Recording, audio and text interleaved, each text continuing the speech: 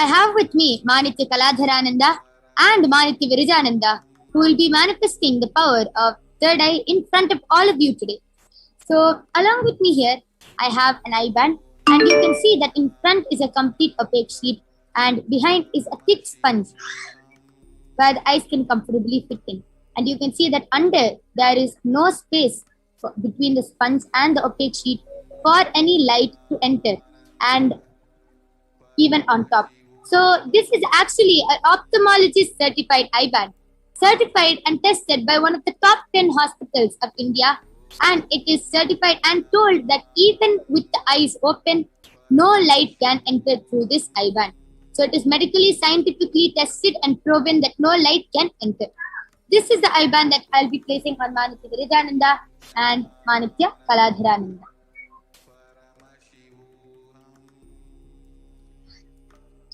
So now I'll be blindfolding both the Balasins, and again I'm showing it to you before blindfolding her.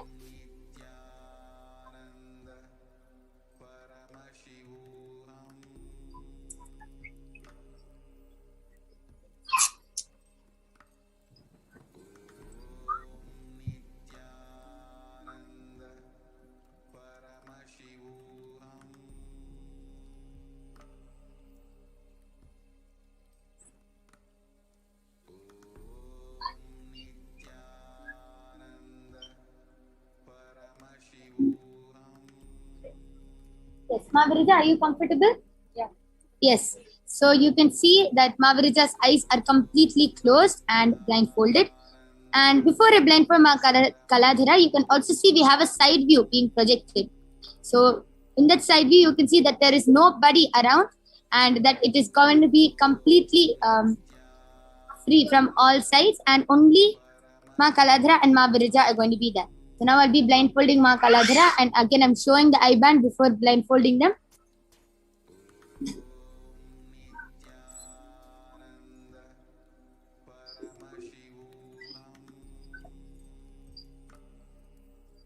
Yes, Ma Kaladhara, are you comfortable? Yes. Yes. So you can see how both Manitya Kaladharananda and Manitya Virajananda are completely blindfolded. And now I request all of you to post your comments in the live YouTube chat. You can post your comments and any hard words, any medical terms which you feel that Ma Kaladhara and Ma Virija, who is a 14-year-old and 16-year-old, will not be able to guess. So you can post any medical terms, any scientific terms, any long words. You can post even in the language of Tamil, and they'll be reading it out. So I request all of you to start posting your comments, and Ma Kaladhara and Ma Virija will be reading it out in front of your eyes. Yes? Could you just adjust my eye band to the middle one? Yes. Yes, are you comfortable now? Yes, so you can see how Ma Kaladhara has requested me to only adjust her eye band. To make it even more foolproof, Ma Virija and Ma Kaladhara will not be touching that eye band, and we will be unmuted for the whole time. So I request both of you to turn to your right, left, up, and down. So you can see that Manitya Kaladharananda and Manitya Virajananda are completely blindfolded from all sides. There is no possible way of light entering. Yes. So Ma Kaladhara, Ma Virija, you can start reading the comments.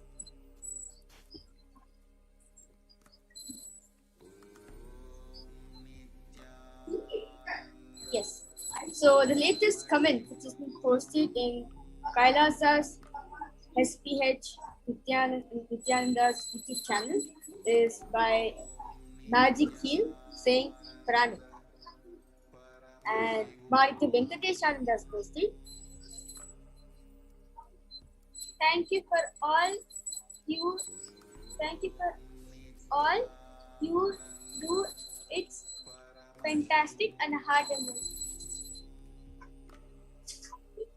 And the previous comment is from Manitya Ragananda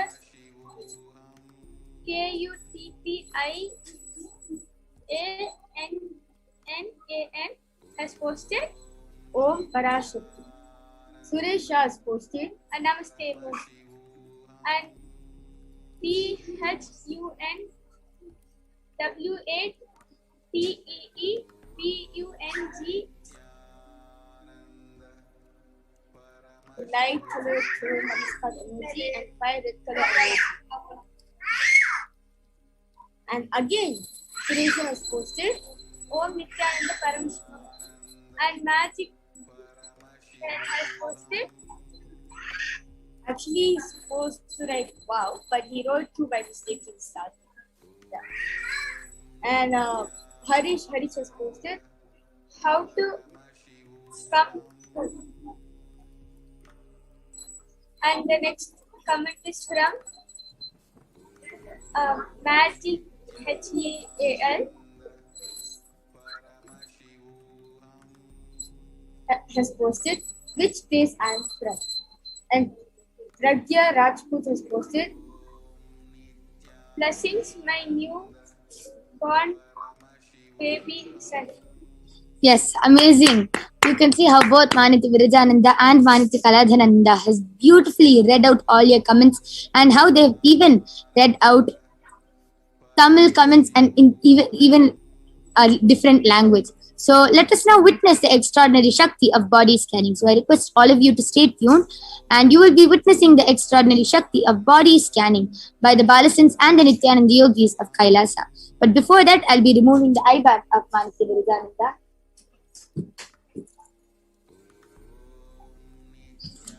So you can see it's intact.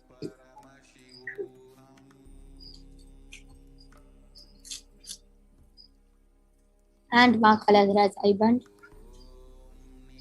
Yes. So please stay tuned for witnessing the extraordinary Shakti of body scanning. We'll be joining you in a few minutes.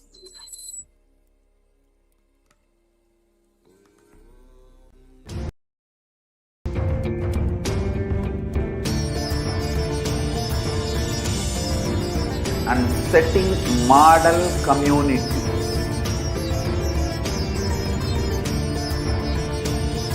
Kailasa enlightenment ecosystems, Sarvanya Peethas all over the world.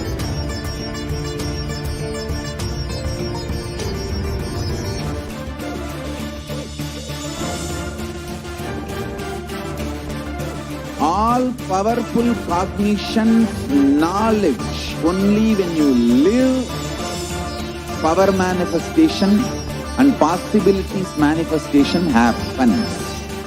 It's a fundamental truth.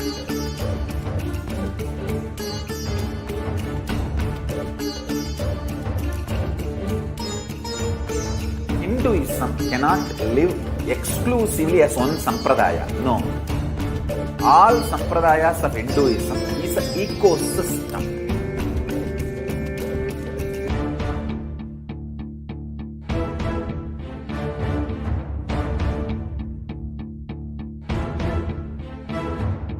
So don't keep quiet thinking that if one sampradaya is attacked, only that sampradaya is going to be affected.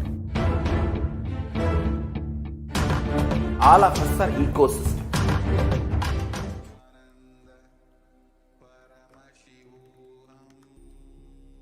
Yes.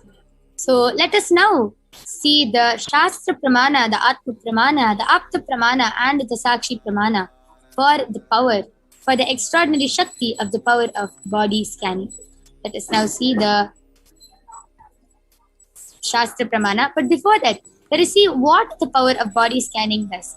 In this power of body scanning, one awakens the ability to be able to scan and see illnesses, diseases, medically diagnosed issues, and even provide solutions through the awakened third eye. So the Shastra Pramana comes from the Vijnana Bhairava Tantra.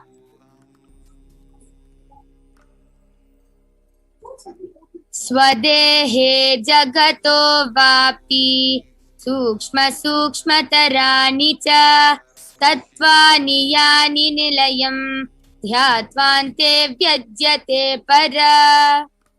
Bhagavan Paramashiva beautifully says, cognize deeply that from the subtle to the subtlest constitutive principles of the whole body, Swadeha, or of the whole universe, simultaneously consist of the essential reality. They are being absorbed in their source cause, Paramashiva.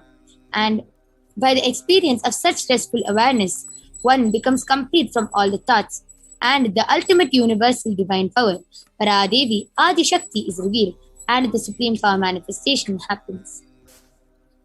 So let us now see the Apta Pramana, the reference of the power of body scanning from the life of a Siddha named Teriyar. Teriyar was a Siddha and one of the prominent disciples of Agastya.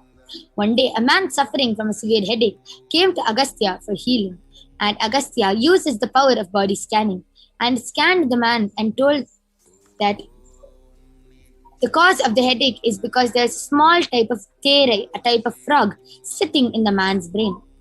Agastya immediately instructs Teriyar to perform an open head surgery and remove the frog.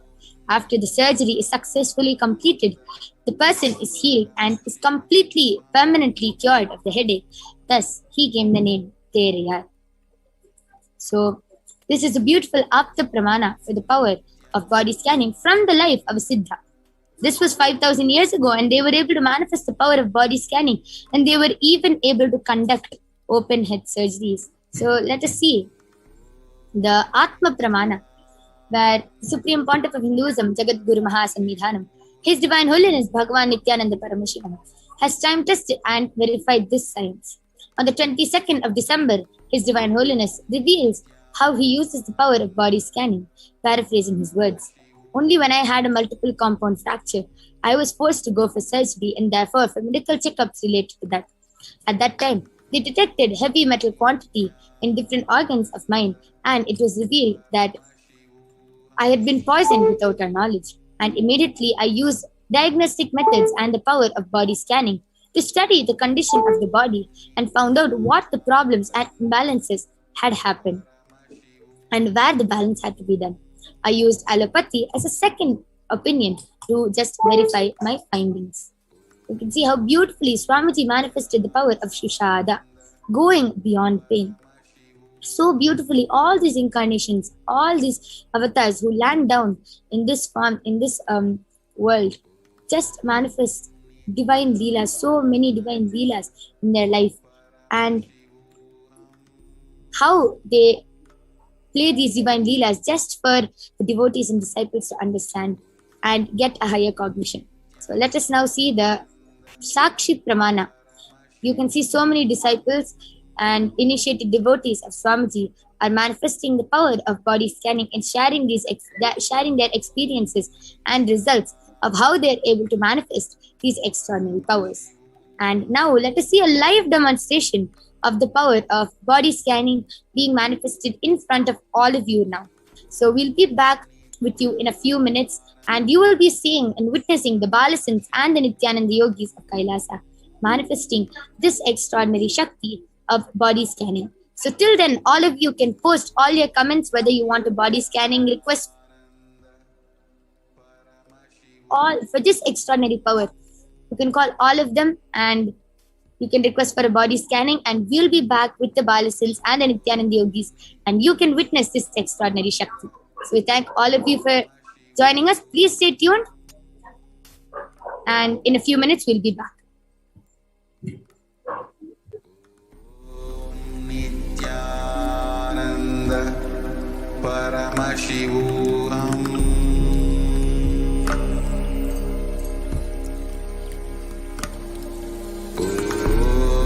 Nithyananda Paramashivoham.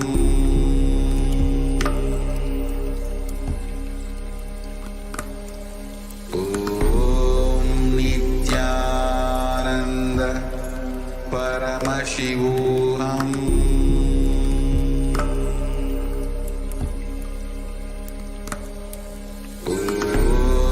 Nithyananda Paramashivoham.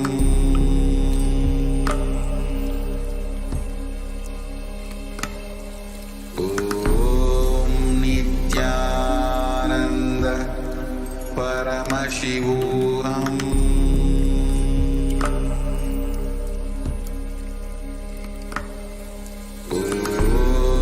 Nithyananda Paramashivoham.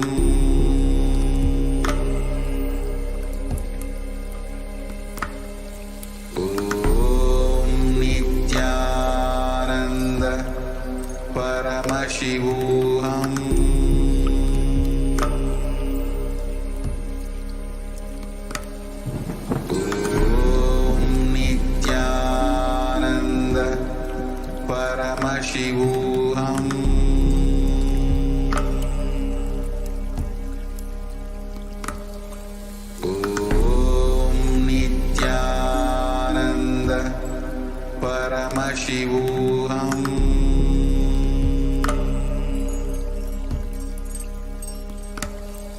Om Nithyananda Paramashivoham.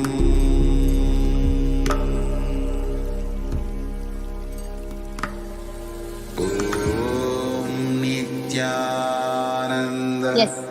So let us now witness the extraordinary demonstration of the power of body scanning. So along with me here, I have Manitya Vijayeshananda, Manitya Jayeshananda, Manitya Brahmayogananda, and Ma Soni, who will be manifesting the power of body scanning for all of you today.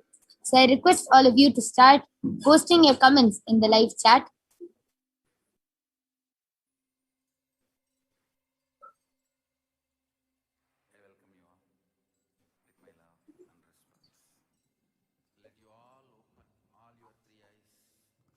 Okay, so Shah Aya has requested for a body scanning.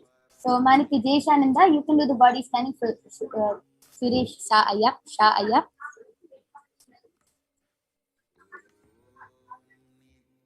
Okay. So Carlos Santos Aya has requested for a body scanning for his mother, and his mother's name is Marilia Alves Parenti, and he has also specifically requested for a body scanning for the ongoing cough that she has had for many years and which has not been going away, and which doctors are also not able to find out the cause. So Maniti Brahmayogananda, you can do the body scanning from Marilia Alves Parenti. Okay, and Karthik Rajputaya has requested for a body scanning for his mother, and specifically he has asked, there's a red spot in her right eye since today morning. Please tell me something about that, if possible, the reason for that and the solution. So Soni, you can do the body scanning for Karthik Rajputaya's mother, and Karthik Rajputaya's mother's name is Sarika Rajput. So you can do the body scanning for Ma Sarika Rajput.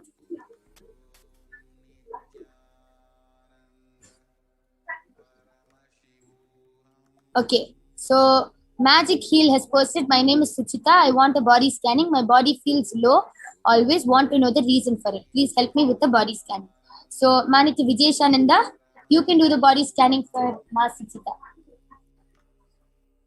And once any of you are ready, any of the Balasans or the Nithyananda Yogis, you can immediately start revealing what you're able to see. Yes, so 5 centers, I'm done with the body scanning for your mother, Marilia Alvis Parenti. And what Paramsa revealed to me is that why she's having a cough for so many years is because her immune system is really weak. So even the little dust that goes inside makes her cough a lot. So Paramsa revealed that for some time till she makes her immune system strong, she should wear a mask and try her best to avoid to stay away from dusty places. And she should immediately start taking pastoral every day and neem this every day. And if it's possible, she should do the Prathama Vinyasa Krama, yoga also every day, and listen to satsang. Do all the spiritual practices Swami is telling. She doesn't have to do it as much as whatever is possible, she can do it. And till she starts building her immune system, she should wear a mask and stay away from dusty places. And her coughing will stop in 1 or 2 weeks. Yes, so Carlos Antosaya, this is a body scanning for your mother, Ma Marilia. So I request you to get back and reveal whether you're able to relate with what Ma Brahma Yoga has revealed through her third eye. Yes, Maniti Jeshananda, you're ready. You can go ahead. And for Suresh Shah Aya, I request you to also translate it in Tamil. Yes. Aya, so Paramashiva உங்களுக்கு நிறைய முடி கொட்டுது, அப்புறம் உங்க பாடி ஃபுல்லா experiencing vitamin D deficiency. அதுக்காக தான் உங்க பாடி ரொம்ப லைக் லோவா வீக்கா அண்ட் நிறைய ஸ்டமக் இஷ்யூஸ் இருக்கு, கேஸ், அசிடிட்டி, கிராம்ஸ் எல்லாம் சேர்த்து ஸ்டமக் இஷ்யூஸ் ஓவராலா உங்க பாடி இருக்கு. ஸோ அதுக்காக பரமசிவா என்ன ரிலீவ் பண்ணாரு, நீங்க you should start taking vegetarian food. Slowly start taking vegetables and vegetarian food, nothing else. Junk food எடுக்கக்கூடாது. அப்புறம் ஹரிட்டாக்கையும் கேஸ்டர் ஆயிலும் Parashakti night, castor oil morning. அப்புறம் முடி கொட்டுறதுக்காக என்னன்னா அவங்க பாடி டூ மச் ஹீட்டால ஈவன் அவங்களுக்கு hair loss experience loss. So அதுக்காக பரமசிவா என்ன யூஸ் பண்ணாங்கன்னா, நீங்க வெட் கிளாத் எடுத்து உங்க வயிறு நீங்க ஸோ இப்போ உங்களோட ஹீட் அப்சார்ப் பண்ணி அப்புறம் நிறைய தண்ணி any type of fluids but through the day நீங்க நிறைய தண்ணி ஹைட்ரேட்டடா வச்சுக்கணும் பாடி. ஏன்னா you have like dryness also. So, இதுதான் பரமசிவா யூஸ் பண்ணுவாங்க. Yes.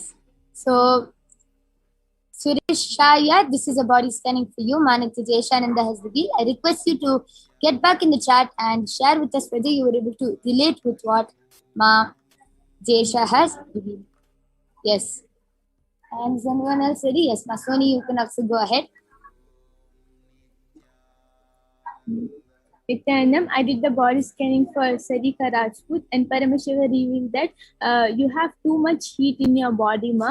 That's why the red mark in your eye and you have ulcers in your mouth. So Paramashiva revealed the solution as you should drink minimum 6 liter in a day or 8 liter maximum. Or you should take a haritaki in the night after eating your dinner. Yes. So, Ma Sarika Rajput, this is a scanning for you, which was requested by Karthik Rajput. So, I request you to get back here whether you were able to relate with what Paramashiva has revealed through Masoni's study. Yes. Manati Vijayashananda, you can also go ahead. So, I did the scanning for Mark Suchita. Now, what Paramashiva revealed regarding the reason as to why your body is feeling very low energy is number one, there is a lot of mental baggage that you hold, a lot of worrying that you're doing constantly, which is reflecting in your body. Number two, you are very inactive throughout the day, especially during the morning hours. You're very, very inactive, hence the entire of the day you feel very good. And these are the main two things that Paramashiva revealed. And the reason and the solution that Paramashiva revealed is number one, getting a lot of to break the laziness and boredom, to really push yourself by keeping small goals every day. Doesn't have to be something that's really big, but just having a couple of goals every day and making sure that you meet them. The low self-confidence that is being held will actually come out of it, and hence the worrying pattern that you're holding will start going away little by little. Number two, you should also make sure that there's a lot of water consumption that is happening throughout the day, especially in the morning hours. Make sure that you at least drink a liter or two of water, and you should also make sure that you're having more than 1 cup of neem juice in the morning. And going out for a walk, maybe out in fresh air. I understand the COVID restriction, so at least go to the balcony or the terrace in the morning. Have the area to go in the backyard, and that will also be really great. If you start practicing just being active throughout the day, right? Even just especially in the morning hours, you will be able to come out of this easily. And the weight or the heaviness that you're feeling in the body is another reason as to why your body is very, very low in energy, because your mindset has become that much. So you really have to come out of that. So try keeping small goals throughout the day and try meeting them. And once you start building up a self-confidence, each and everything that you are holding will actually start disappearing. You will actually become more active and more fresh than you feel present. Yes. So, Ma Suchita, this was a very elaborate scan for you. I request you to get back and share with us whether you were able to relate with what Ma Vijayasha has revealed. Okay, so Carlos Santosaya has posted, Nithyanandamma, I will talk to my mother now. I have also wondered if the humidity in her room could be causing this. Thank you. Okay, so I request all of you to get back. And Manitya Gufpamananda Indra has posted, Nithyanandam, please scan why my hair is falling out. So Manitya Brahmayogananda, you can do the scanning for Manitya Gufpamananda.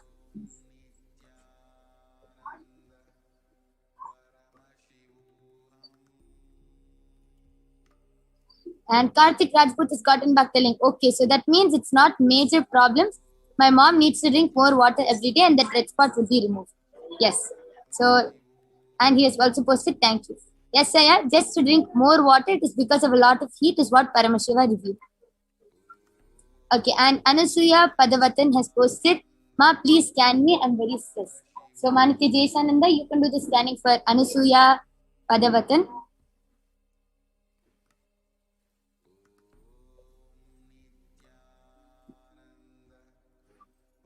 Yes, you can go ahead. Yes, I did the body scanning for Manitya Jayananda, and my parents are revealed to me that why the hair is falling so much is because it's being pulled too much. So tying it too tight, and otherwise also it's getting pulled too much. So you should start leaving a hair free as much as possible, and also you should put castor oil on your scalp, and you should make sure that you always have castor oil on your scalp, and you see that your hair will soon stop falling. Yes, so Manitya Guhapamananda, this is a solution for you, and this is the reason and the solution for why your hair is falling out.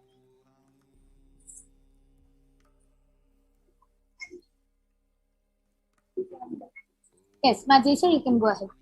So, Ma Anusuya, what Parameshwar is that you're stressing out too much because your thoughts and your mind is completely in the future. What's the future? How am I going to be in the future? And all the future thoughts and what all is the past. So, your mind is battling between the past and the future constantly. Hence, you're not able to do the work that is present at present. So you are getting your past and your future in your present, hence you're stressing out too much, and whatever outcome you're supposed to deliver is not happening.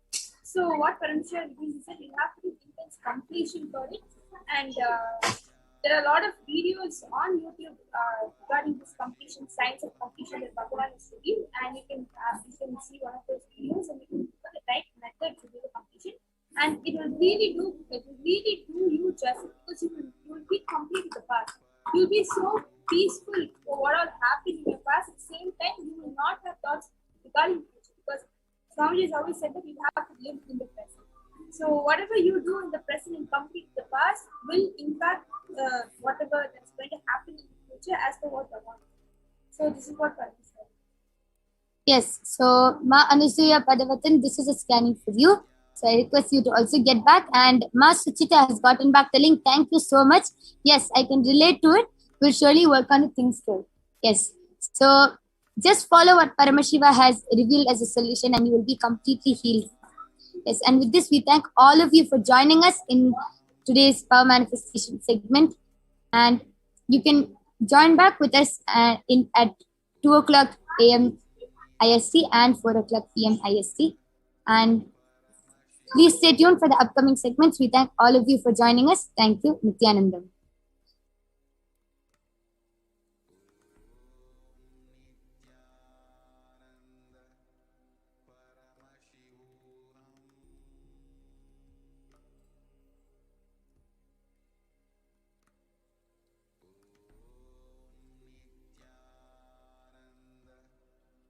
Paramashivoham.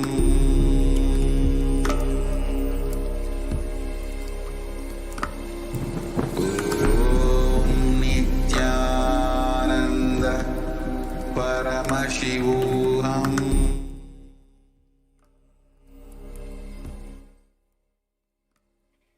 Yes, Nithyanandam everyone, welcome back. So we had an amazing power demonstration session by the Nithyananda yogis and Valasans. So now we'll be in the segment of this program of understanding more about the divine feminine consciousness, who is Devi Parashakti. So the Lalita Sahasranama very beautifully speaks about the form of Parashakti. So let us chant the Lalita Sahasranama. Sinduraruna vigraham trinayana manikya mauli spurat taranayaka shekaram smitamuki mapina vakshoruham panibhyamalipurna ratna chasakam raktotpalam bibhratim saumyam ratna gatastha rakta charanam dhyayet paramambikam. The Divine Mother is to be meditated upon as shining in a vermilion red body, with triple eyes, sporting a crown of rubies studded with crescent moon, a face all smiles, a splendid bust, one hand holding a jewel cup brimming with med, and other twirling a red lotus. We also have one more Shastra Pramana. It says, Arunam Karuna Tarangitakshim Dritapashangusha Pushpabhana Chapam Animahadiviravrutham Mayukai Rahamityeva Vibhavaye Bhavani. I meditate on the great empress. She is red in color and her eyes are full of compassion and holds the noose, the gourd, the bow, and the flowery arrow in her hands. She is surrounded on all sides by powers such as anima for race, and she is the self within me. Yes. So if you see how beautifully Parashakti is actually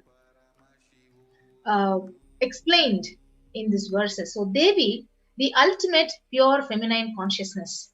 Parashakti is the cosmic mother, and it is her cosmic womb from which billions and billions of universes comes out and goes in. So source where the big bang and black holes goes on. Parashakti is the source Shakti, the source energy, the source power from which all of us came, in which all of us are even now, in which all of us are literally going to merge. So out of her extreme love and compassion, Parashakti herself is manifesting through the embodied form as the Nija Avatara of the Supreme Pontiff of Hinduism, Jagadguru Mahasannidhanam, His Divine Holiness Nithyananda Paramashivam, who is gracing us, answering all our questions, who is attending to our prayers, who is giving boons, healing us, revealing our past, present, and future, delivering profound spiritual truths, and ultimately giving us the experience of Paramashivoham itself.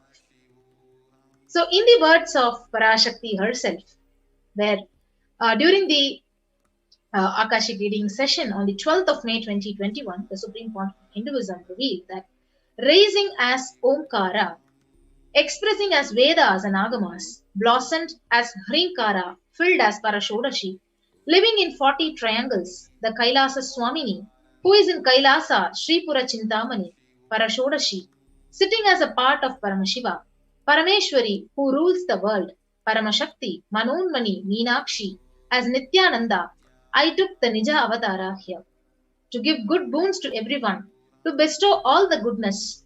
Hiranya Garbha, Swarupini, Brahmanda Yoni, Shami, Chandramauli, Rapala, Aparna, Uma Parvati, Savitri, Navayavana, Samraja Lakshmi, Parameshwari, Parashodashi, Meenakshi, taking the form of Nithyananda, I came here as Nija Avatara.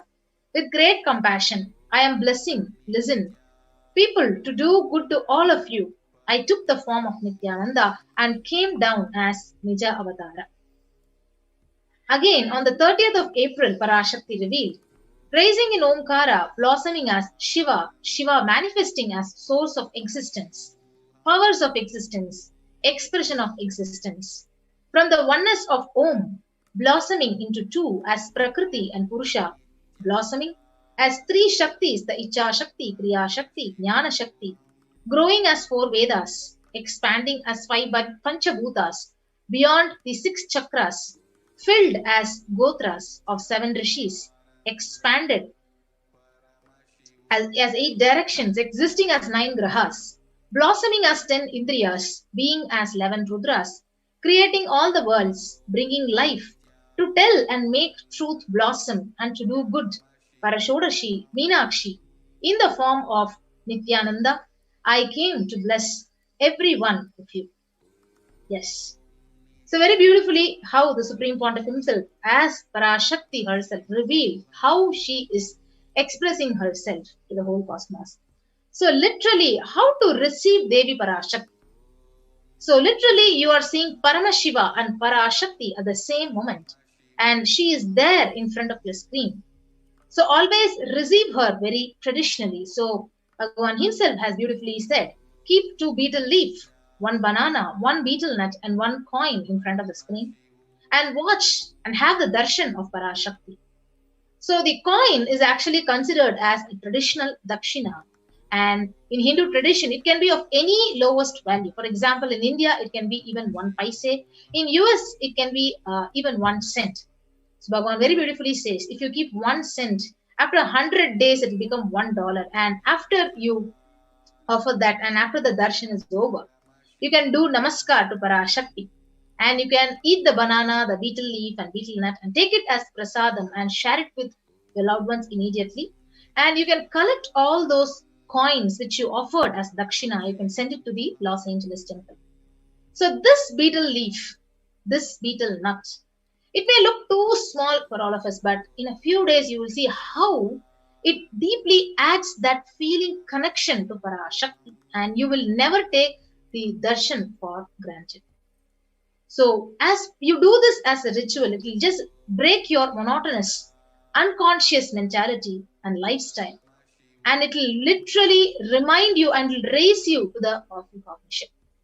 So it will break your unconscious behavior. Literally, it will add more and more and more feeling connection to Parashakti. When you just wait with the Kanika, when you wait with all these things arranged in the plate, waiting for the darshan to receive Parashakti. So this is exactly how you need to set up the tambulam. So 2 betel leaves with 1 banana, 1 betel nut and 1 coin. You can also have 1 coconut. So this is how exactly you need to set up the tambulam, the traditional way of receiving Parashakti before the darshan. So you can actually set up these all these items on a plate and then keep it right in front of the camera and prepare before the screen opens for Devi Parashakti to start her Akashic reading revelations to the world. Yes. So with that, let us understand more about what are Akashic records before we get on to the next segment. So we'll be right back after a short break.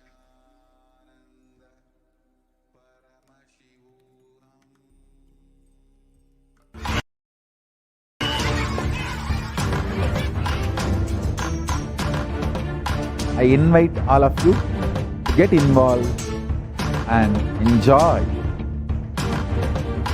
Hinduism by the principle of Dharmo Rakshati Rakshitaha. When you protect Dharma, Dharma protects you. We will make the whole planet flourish spiritually. The spiritual prosperity will happen to the whole planet. We all have to coexist together.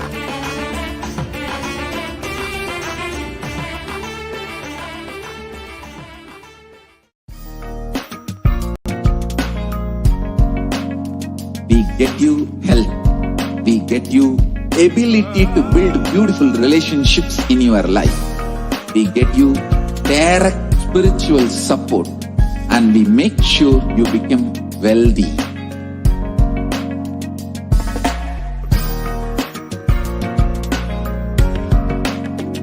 We won't stop giving you just good life. We will literally not stop till you live enlightened life. Yes. So welcome back. So let us understand now more about what are Akashic records. So Akashic records are the records which are created in space. So whatever has happened in time is there as a file. So nothing can be destroyed. So please understand, none of your actions, thoughts, your plans, your emotions, your words, nothing can be destroyed. So Akashic records are the cosmic archives of everything happened, happening, and will happen. Yes. So Akashic records are the verbal, the visual, the 5-dimensional document. So whatever is happening is continuously getting recorded in the cosmos. So all the information you collected from all your births is actually recorded in your DNA. So you can access some of them just to understand and not to waste your time doing the same actions again and again. And that is why when you have the Akashic reading session directly from Parashakti, you will not waste your time and you will actually directly know what should you do and what is the purpose of your life and how to manifest your future. So exactly Parashakti reveals it very, very precisely. So it is not a prediction. It is not a prediction. It is a reading from the cosmic archives. So there is no such thing as past, present, and future. So beyond space, creation and destruction happen simultaneously. So in the dimension of time starts the past, the present, and the future. So but in Akashic records, if you see, there is no past, no present, no future. Whatever has happened, whatever is happening, and whatever is yet to happen is already very, very clearly recorded, and that is what is revealed to us. Yes. So in Swamiji's own words, what are Akashic records? What is an Akashic reading? So he says, nobody has the right to comment on these readings. Nobody has a right to manipulate these readings. Nobody has a right to interpret, comment on these readings. So they are complete unto themselves. For anybody to live in tune with the cosmos, the Jivan Mukti, living enlightenment, it does not need any special practice other than listening to these great readings again and again. So when you listen to these great readings, naturally your negative logic is actually penetrated, it is broken. And these great truths, they settle in your inner space and they make you live enlightenment. Yes. So as an avatar of Paramashiva, the supreme point of Hinduism, has literally graced humanity with the blessings and darshan in the form of Devi Parashakti, revealing answers to all your questions of the yearning of seekers as solutions, as breakthroughs, liberating humanity from pain, from suffering. So any answer which is given by Parashakti is not just an answer as we all think. So if you ask a question and she's giving an answer, no. So it is a karmic breakthrough that is given to the receiver. So we have the Shastra Pramana, scriptural reference for the Akashic records. So from the Vijnana Bhairava Tantra, it says, Akasham Vimalam Pashyan Krutva Drishtim Nirantaram Shabdhatma Takshanad Devi Bhairavam Vapurapnuyat. Bhagavan Paramashiva says, looking at the spotless infinite etheric space, Akasha, beyond the sky and clouds, one should fix one's gaze without blinking continuously and make the body and inner space steady and motionless. In that very moment, O Devi, one attains the nature and powers of the infinite space, Bhairava. So this is the scriptural reference for the manifestation of the power of Akashic reading. And next is we have the Apta Pramana from the time-tested experiences of the Aptas, the Siddhas. So here we have a reference from the Hindu Purana Mahabharata, which narrates the story of the sage Maitreya, who reveals the secret to Vidura. So Vidura, so his story of his birth in the human form and reasons for all his suffering in that birth. So he says, the sage Maitreya says he accessed the Akashic records of Vidura and told him that he was not an ordinary man, but in fact he was an incarnation of the Lord Death, the Yamaraja. So he was to play the part of so-called Sudra for 100 years, being cursed by the Manduka Muni. So because of the curse, he had to come back in the human world. So that is the Apta Pramana. And next is Bhagavan who beautifully says the benefits. Whatever you collected from all your births is actually engraved in your DNA, in your biomemory. So you can access some of them just to understand and not to waste your time again and again doing the same thing.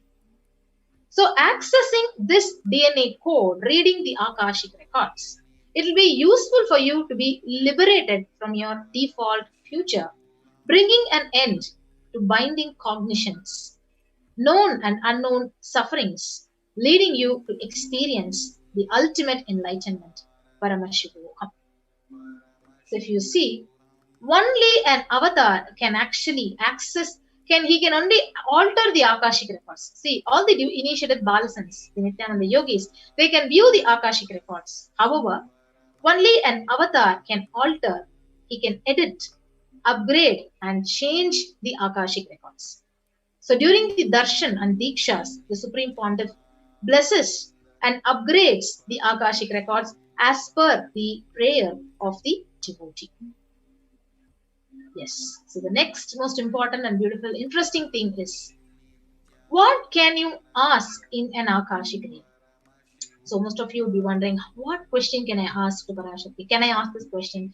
If I ask, what will be revealed? So all these things will be there. So the most accurate and the unbiased answer to any question about your life, purpose of your life, your destiny, or any everyday part of your life, it can be asked to Parashakti. And being healed of any kind of a health condition you have, physical health, mental health problem, emotional problems, just with a look, darshan of Parashakti, she just heals you And you can understand just by having the Akashic reading the reasons behind the happenings of your life. And you can receive blessings to fulfill the right desires, not all the desires, right desires, and getting the clarity to redesign your future.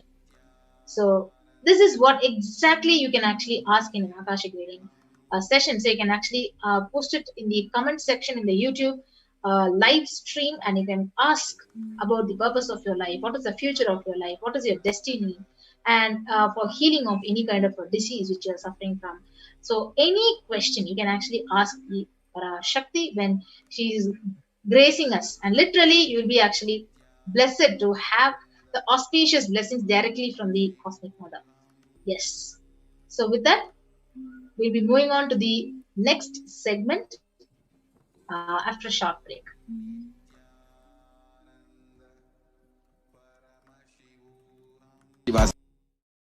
Space of Paramashiva, powers of Paramashiva, being of Paramashiva.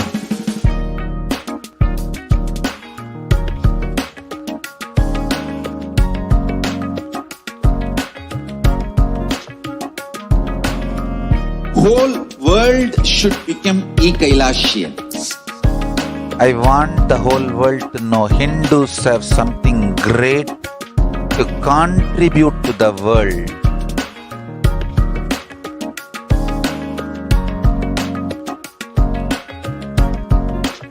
We have something great to contribute to the world.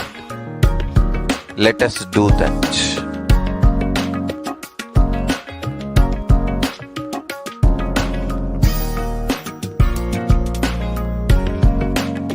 Kailasa is proper customized spiritual service helping you to identify your root patterns of suffering. We have perfected the science of helping every individual from every cultural, religious, nationality background.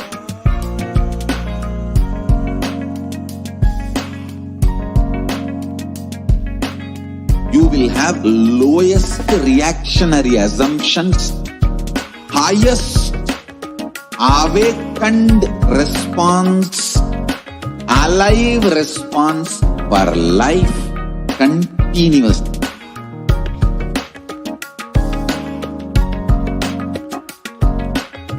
Kailasa is enlightenment ecosystem, literally enlightenment itself in your own home, wherever you are. Proper customized spiritual service helping you to complete with your life negativity, withdrawal from life, self-hatred, self-denial, self-doubt, so much of tiredness, laziness. We can support you aligning your diet, your attitude, your aptitude, your understanding about life. We can help you with everything.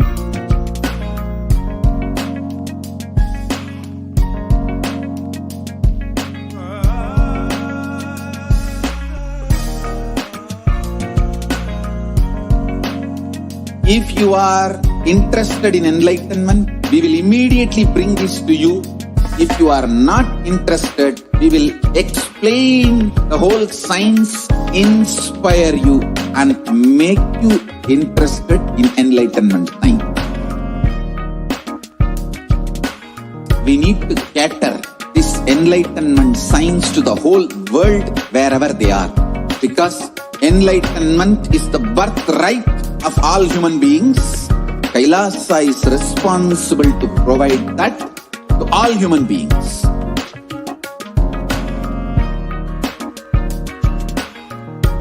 Kailasa is the totality of the knowledge I received from my gurus and practice manifested in my life, perfected by teaching millions of people from all cultures, time zones, backgrounds, genders, nationality, race, from every creed.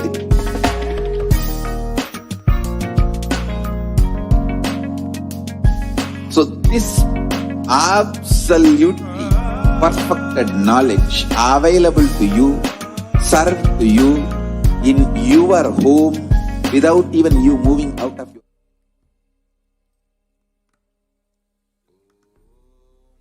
Yes, Nithyananda, welcome back. So now let us understand. So we actually understood what are Akashic records and who is Parashakti, what is the divine feminine consciousness about. So now most of you who are actually logging in for the very first time will have a doubt. So how to ask a question to Devi Parashakti in an Akashic reading session in the various social media platforms. So let us now understand.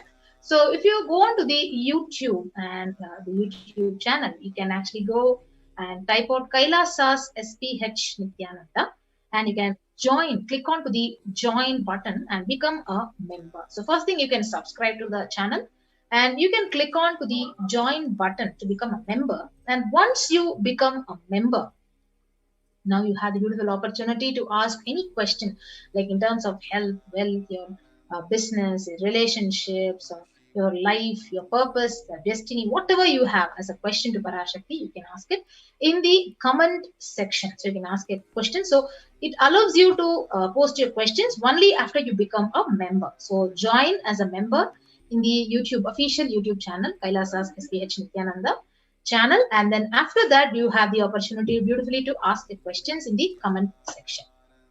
Yes. So the next social media platform where you can connect to Parashakti and have her blessings is the Facebook. So you can go to the Facebook if you have not been following the page, Kailasa's HDH Nithyananda Paramashivam page, please type out and start following the page by liking and following the light here, which is actually noted in the slide. So the one thing you need to do is follow the page and post your questions in the comment section under the live stream. The next social media platform is the official Twitter channel of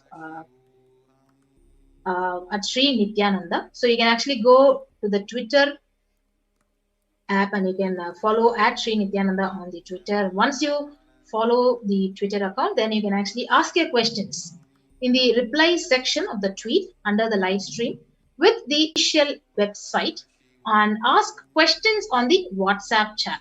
So it's a beautiful opportunity. Once you log into the website, you will be guided to the WhatsApp. An automatic response will be given and immediately you can post your questions to Parashakti when the live Akashic reading session is going on. So you can log into the website and ask your questions here in the WhatsApp chat. So these are the various ways by which you can connect to Parashakti when the live Akashic reading is going on. So you can ask your questions in YouTube by joining as a member of the Kailasa's HDH Nithyananda Paramashivam channel. You can actually follow the Facebook page, official page, and post your questions under the live stream. You can also follow at Sri Nithyananda in the Twitter, and you can post your questions, tweet with the reply hashtag ask the avatar. Then you can ask under the Instagram. You can also ask in the WhatsApp chat of the kailasa.org website. So various ways where Devi is actually extending her arms. And she's literally waiting to shower us with all her blessings and auspiciousness. So let us get ready.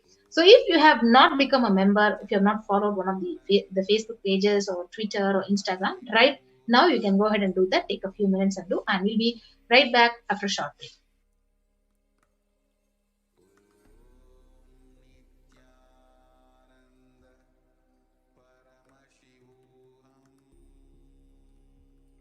Listen intensely. Life, consciousness in you does not end while your body drops dead. It moves from different universes, vertical time zones, lives in different time zones as per its free will, knowledge, desire, but ultimately to get enlightened, complete liberation, Paramashiva Padam, your soul has to come back to this karma bhumi, the Bhumandala.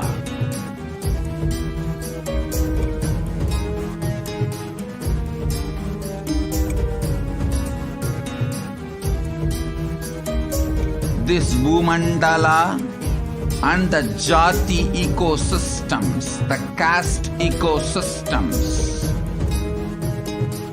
Hindu, Jnana, Sannyasa, Yoga, Grihastha, multiple spiritual ecosystems are created for the souls to come back and rebirth and grow more and more towards enlightenment easily, quickly, in accelerated speed and space.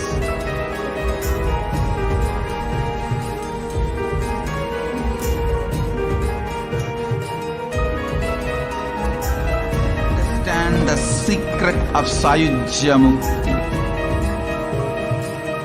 Your Kundalini Shakti experiences the bondage inside your body due to compulsive sexual appetite. All the male bodies building intense yogic body through yoga and pranayama, building the mind of Tyaga centric, will heal your compulsive sexual appetite and make you reach Sayujya.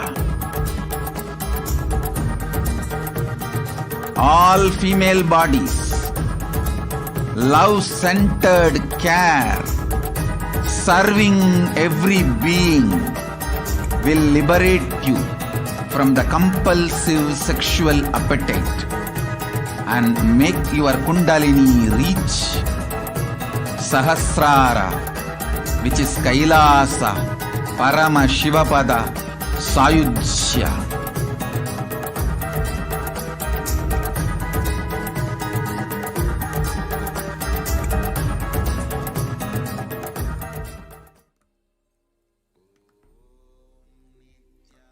Yes, welcome back.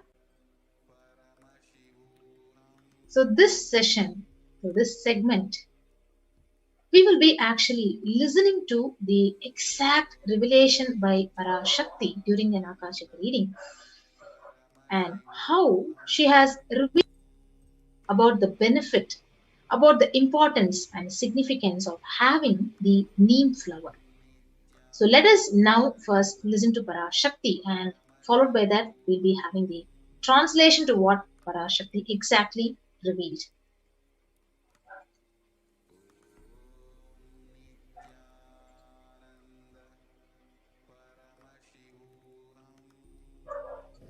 That comes from memory.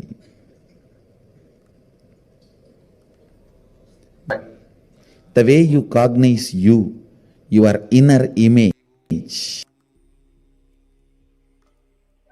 Satyayugam birandida.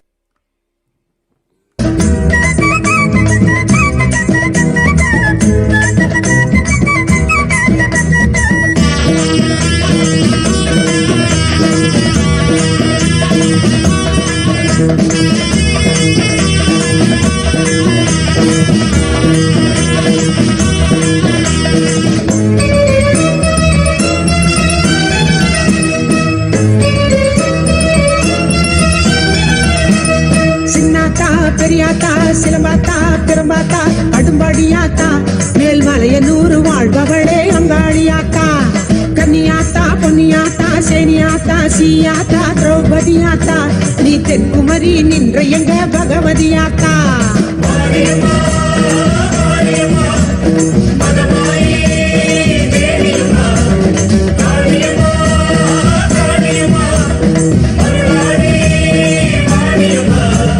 செல்லாத்தா பூவாத்தா நாகாத்தா தேனாத்தா அழகும் பார்த்தா நீ ஆயிரமாய் பேர் படுத்த மாறியாத்தா.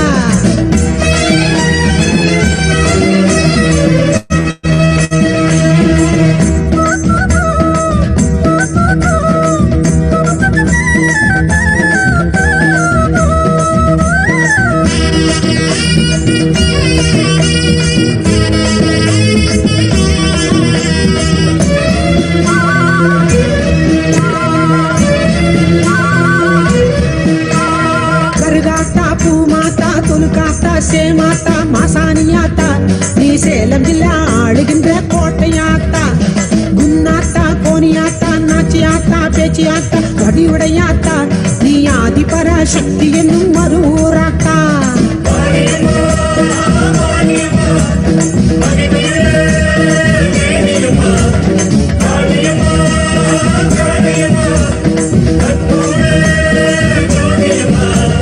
செல்லாத்தா பூவாத்தா நகாத்தா தேனாத்தா அழகும் பார்த்தா நீ ஆயிரமாய் பேர் படுத்த மாறியாத்தா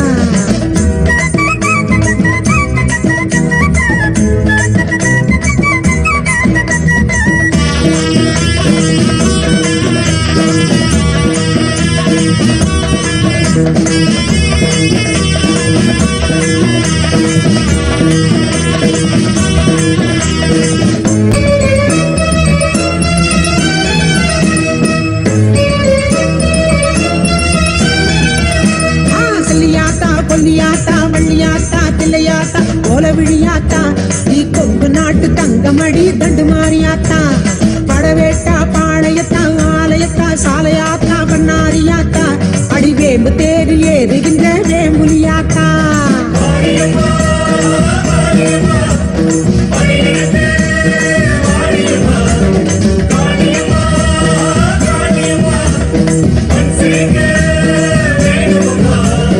செல்லாத்தா பூவாத்தா நகாத்தா தேனாத்தா அழகுன்னு பார்த்தா நீ ஆயிரமாய் பேர் படைச்ச மாறியாத்தா கண்ணாத்தா பொன்னாத்தா சீமாத்தா பாலாத்தா கண்ணபுரத்தா நீ கோடி கோடி கண் படைச்ச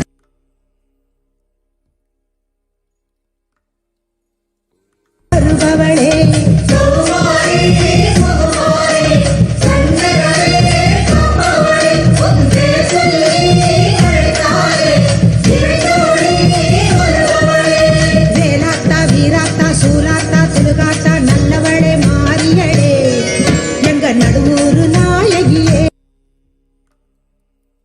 வடிவாம்பா வாட்டங்களை தீர்ப்பவளே எங்க வட்டப்பாறை மாறியளே ஞானாம்பா தேனாம்பா காளிகாம்பா கற்பகாம்பா காவலுக்கு நின்றவளே எங்க காமாட்சி தேவியரே பிரம்மாணி கல்யாணி பேரருளை புரிபவளே அடி பாஞ்சாலி பத்ரகாளி பக்தர்களை காப்பவளே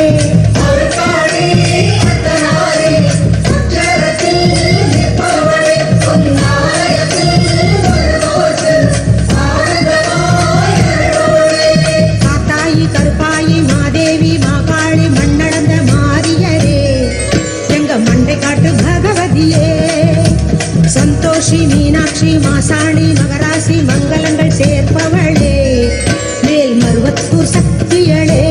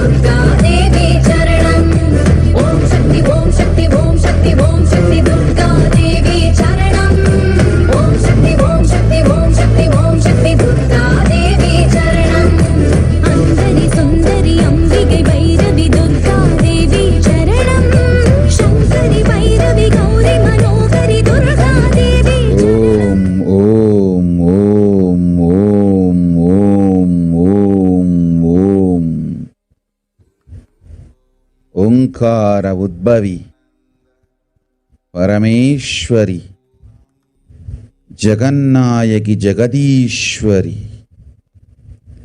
ಸಾಂಬವಿ ಶಂಕರಿ ಶ್ಯಾಮಳಾ ಮೀನಾಕ್ಷಿ பராசக்தி நித்யானந்தன் உயிர்தாங்கி உலகிற்கெல்லாம் நித்திய ஆனந்தம் அளித்திட நிறைந்து மலர்கின்றேன். மக்காள் கேளுங்காள்.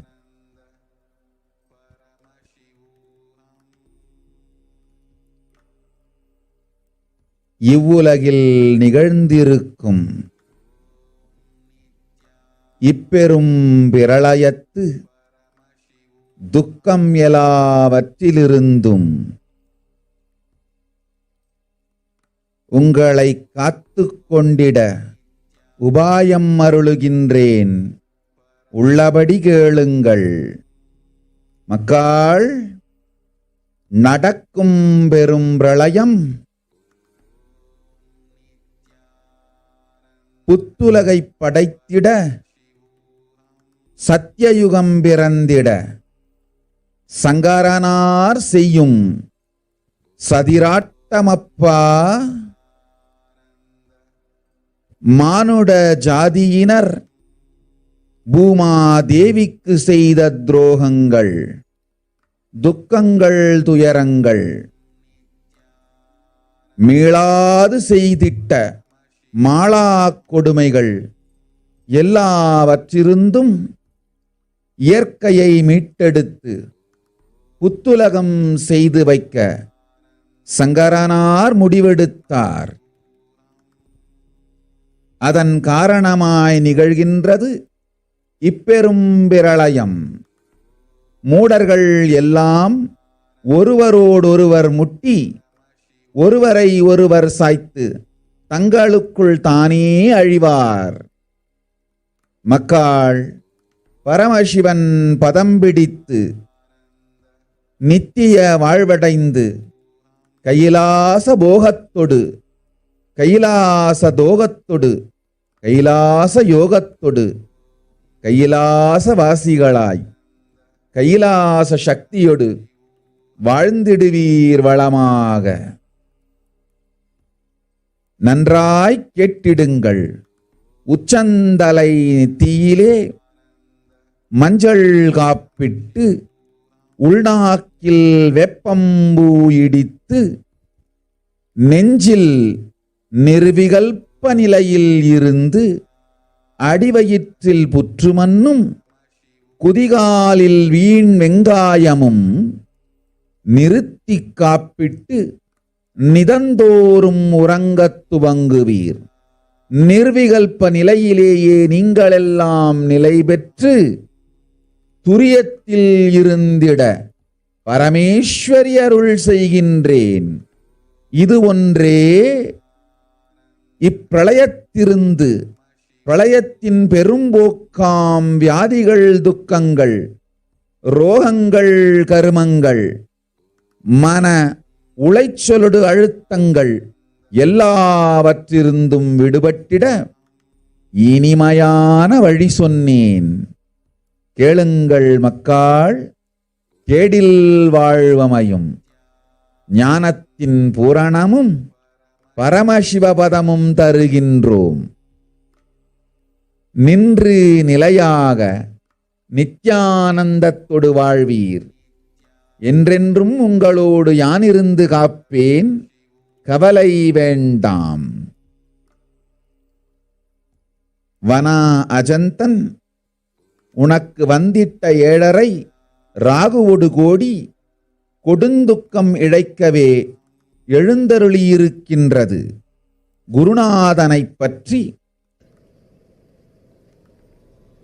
that comes from your muscle memory. But the way you cognize you, your inner image, that comes from your.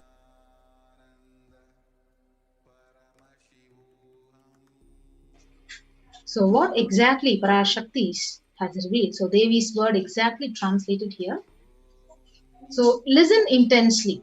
Parashakti has revealed. Apply turmeric in forehead. Intake flowers of neem in your inner tongue. Be in unclutched state in your heart. Have the anthill soil in your lower abdomen. Onion in your heels as a protection. And go to sleep every day. You will be established in Nirvikalpa state and be in the state of Turiya. Parameshwari, I am blessing you all. Only this is the sweet way to get rid of diseases, sufferings, ailments, karmas, mental stress, depression of this pralaya. Oh people, listen. Life without any hardships will happen. I am giving you the completion of enlightenment and Paramashiva Padam. Let you live in Nithyananda with stability. Always I will be with you and protect you. Don't worry. So this is what exactly Parashakti has revealed, that the importance of applying turmeric in forehead, having the neem flowers in your inner tongue. So let us actually analyze this one concept what Parashakti revealed. So having the neem flower. So in one more satsang, in her Akashic reading, she has also revealed how to sit in Padmasana. So let us also listen to that small video clip and come back. You will be able to sit in Padmasana like me. Eat the rice with a neem flower. This is the instruction for all the humanity. Neem flower and the rice will heal your body and remove all the pains, induce flexibility, samana and prana, detox your body and clear apana. Om.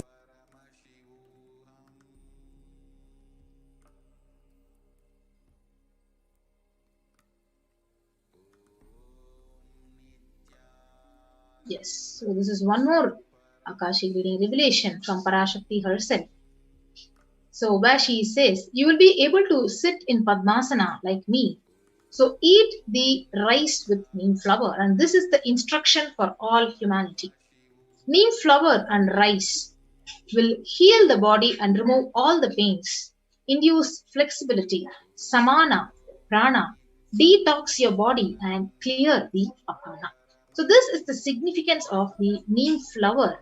Bhagavan Parashakti herself has actually revealed. So if you eat this every day, you'll be able to literally sit very comfortably in Padmasana, heal your body, and your body will become more and more flexible. So if you see the neem tree, these are the various benefits of the neem flower. So neem tree offers several health benefits. So all parts of this tree are useful and known for its medicinal use. So the flowers, just like the neem leaves, have plenty of therapeutic benefits, which explains its many uses in its Ayurvedic medicines since ages. So neem itself has such a medicinal value, and it actually is a very important part of the Ayurvedic medicine. So what is the first benefit of the neem flower? So as Parashakti revealed, so neem flowers help in improving your digestive health. So they are used mainly in their dry powdered form for cooking. So it can also be included in its fried, boiled, dried, roasted forms in rice dishes and in sauces for therapeutic purposes. So you can actually use this neem flower every day for your digestive health. So next is for your weight loss. So neem flowers are extremely effective in losing fat, mostly from the belly area. So any one of you who want to lose weight, so the flower is known for its potential properties, helping in the fat breakdown. So you can actually ingest this neem flower in the powdered form for your weight loss as well. And dried flowers, they can be powdered and consumed every morning, mixed in a glass of warm water, and it helps in cleansing your liver and removes unwanted toxins in your body, literally detoxes your body, and it is literally good for liver health as it purifies your liver. And next most important thing is it detoxes your blood. So dried neem flowers in their powdered form can be consumed every morning with a glass of water, and it helps in blood detoxification and it purifies the body internally. That means clearer and glowing complexion. So anyone who wants a very clear glowing complexion, you can actually have this neem flower every day, as how Parashakti herself revealed.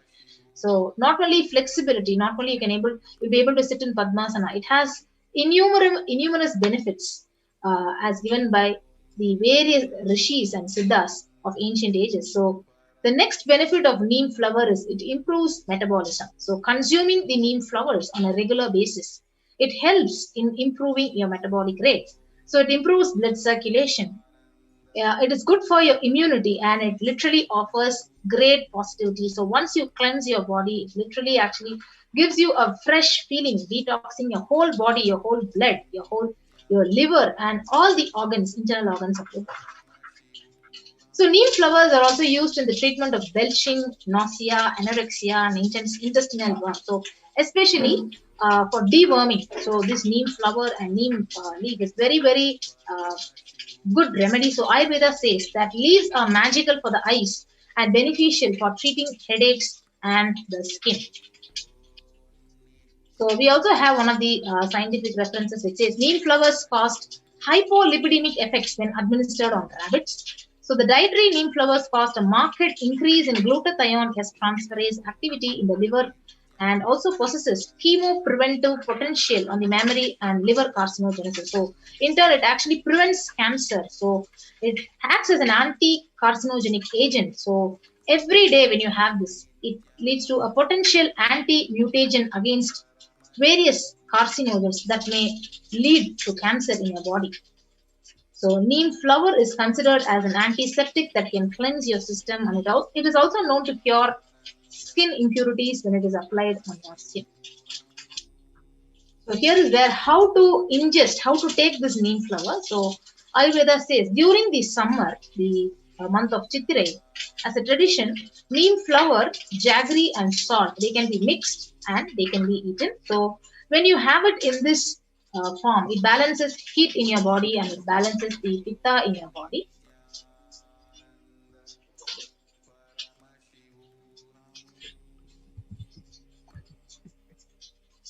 And boiling the water with neem flower, it just strengthens your liver. And for children, it is an excellent remedy for deworming. So they literally say Vepampu Kashayam.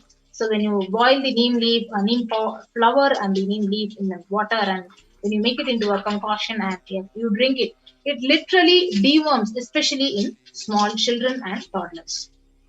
So for immunity, you need to soak the flower in buttermilk with salt.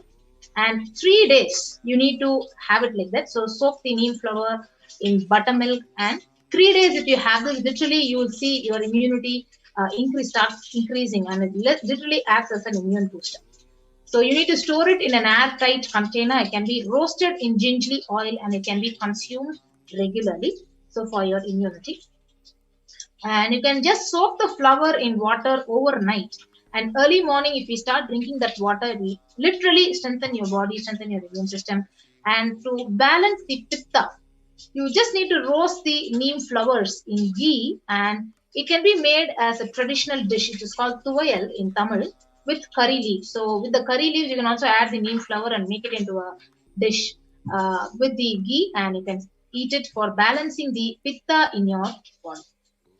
Yes, so these are the various ways with which we can actually have the neem flower. So you can actually make it, drink it in the boiling water, make it as a concoction and drink it, or you can fry it in ghee, make it into a powder and eat it with your food. You can, as how Parashakti revealed, you can mix it with rice and have it neem flower rice. You can roast it in gingerly oil and it can be consumed regularly. So this thing has to be actually stored in an airtight container so that you can use it for meals. Yes, so these are the various ways with which we can actually benefit and increase our immunity, increase our digestive capacity, metabolic rate by having the neem flower, exactly how Parashakti has to be. So with that, we come to the conclusion of this segment, and we'll be moving on to the next segment after a short break.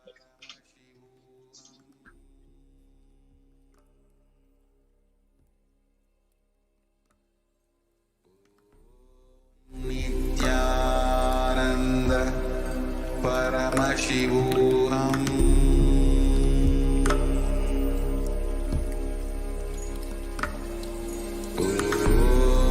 Nithyananda Paramashivoham.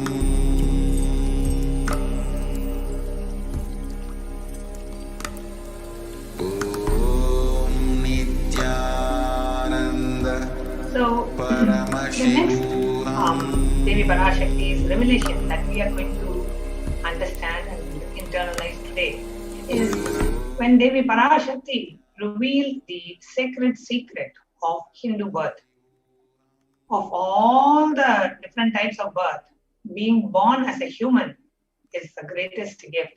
And of being born in the human body, being born to a Hindu parents is the greatest of the greatest gifts. And it comes with a certain responsibility.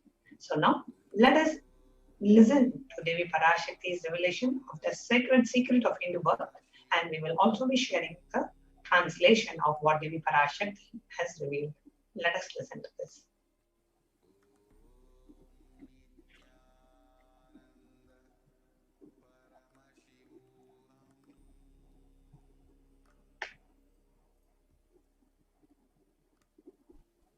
நன்றாய் கேட்டுக்கொள். உன் கேள்விக்கு உன்மூலமாய் உலகெங்கும் இருக்கும் இந்துக்கள் எல்லோர்க்கும் அளிக்கின்றேன் உத்திரம். கேட்டு வாழ்ந்தால் உங்கள் வாழ்க்கை பத்திரம். நன்றாய் கேளுங்கள். பிறப்பின் ரகசியத்தை பிறப்பிலா பெருமை உடைய பரமேஸ்வரி சொல்லுகின்றேன் கேளுங்கள். அண்டஜம், யோனிஜம், ஜலஜம், பீஜம் எனும் 4 விதமான பிறவிகளில் 84,000 யோனிகளில் பிறக்கும் பிறப்புகளிலேயே பெருமை வாய்ந்ததும் உத்தமமானதும் மனித பிறவி. அந்த மனித பிறவியிலும் பலமுறை பிறந்து உழன்று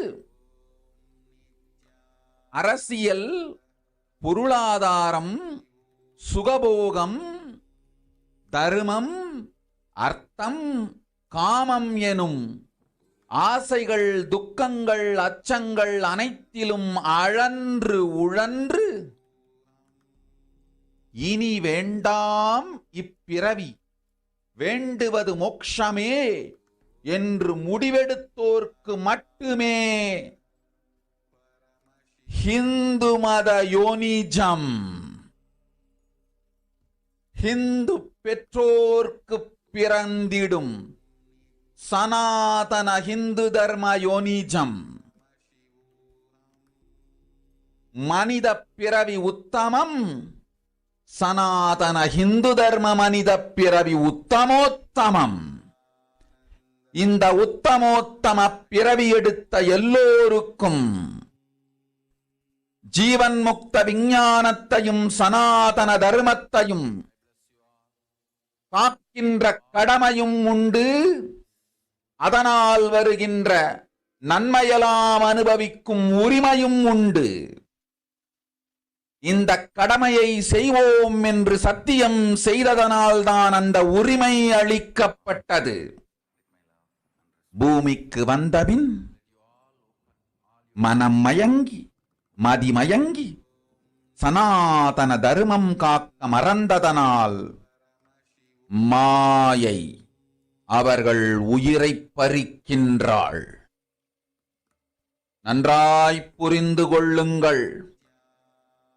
உயிரை கொடுத்தாலும் தர்மத்தை காப்போம் என்று உறுதி எடுத்தவர்க்கே சனாதன ஹிந்து தர்ம யோனிஜம் அளிக்கின்றேன் யான். உடல் பெற்ற பிறகு ஊழிப் பெருவலியால் ஆசை அச்சங்களை உதறவிடாது, உதறியும் விடாது சனாதன ஹிந்து தர்மம் காக்க மறந்தோரை உயிர் வாழத் தகுதியில்லாதவர் பட்டியலில் உடனடியாய் மாயை சேர்க்கின்றாள். அதனால் ராட்சசர்களும் அசுரர்களும் தானாகவே இவர்கள் உயிரை எடுக்கின்றார். நன்றாய் புரிந்து கொள்ளுங்கள்.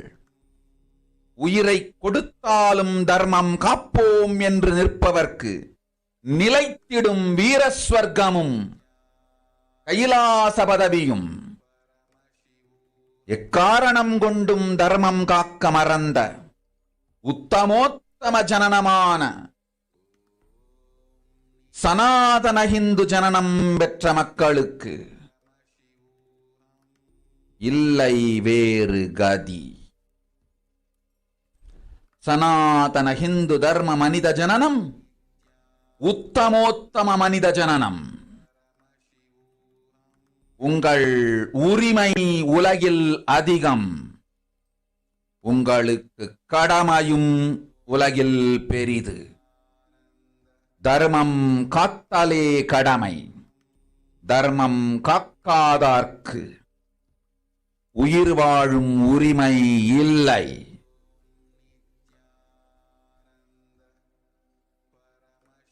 நன்றாய் புரிந்து கொள்ளுங்கள்.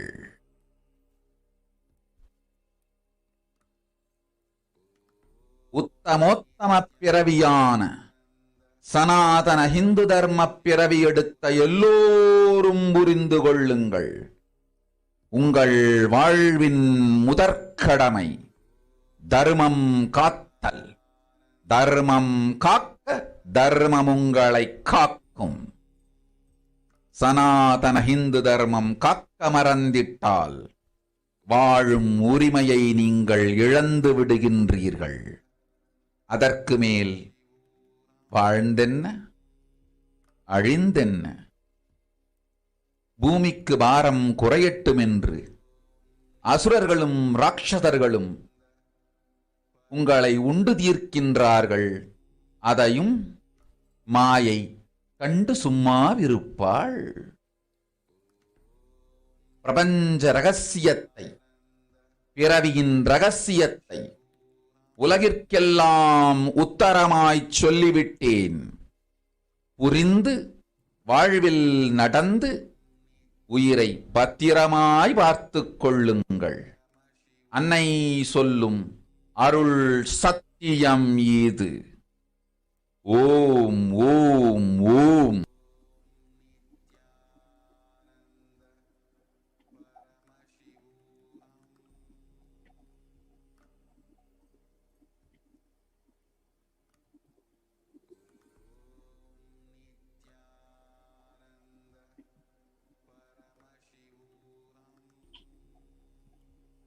The translation of what Devi Parashakti revealed. Listen. Andajam, Yonijam, Chalajam, Bijam. Like this, in 4 types of birth, 84 lakh yonis. In all these births, the most greatest of the birth, greatest birth of them all is the human birth. Andajam means born from a egg, like that. Yonijam, born from a yoni. Jalajam is born from water. Bijam is born from seed. So beings can come into existence either from the egg or from the yoni, means which is the womb, or from water or from a seed. Like this, 4 types of births, 84 lakh yonis. There are different types of wombs. And in all these births, the most greatest of the birth is human birth. Now, even in that human birth, being born and toiled many times, after getting burnt and toiled in politics and finance and luxuries in dharma, artha and kama. And those who decide of not wanting this birth at all, wanting only moksha, only those will have the Hindu dharma yonijam. Sanatana Hindu dharma yonijam of being born to Hindu parents. Human birth is Uttamam, the best. Sanatana Hindu Dharma, the human birth is Uttamottamam, the best of the best. Everyone who took this Uttamottama birth has the responsibility of protecting the signs of living enlightenment and Sanatana, the Hindu Dharma. And also, they have the right of experiencing its benefits. This right was given to them because of the commitment given to them to do this responsibility.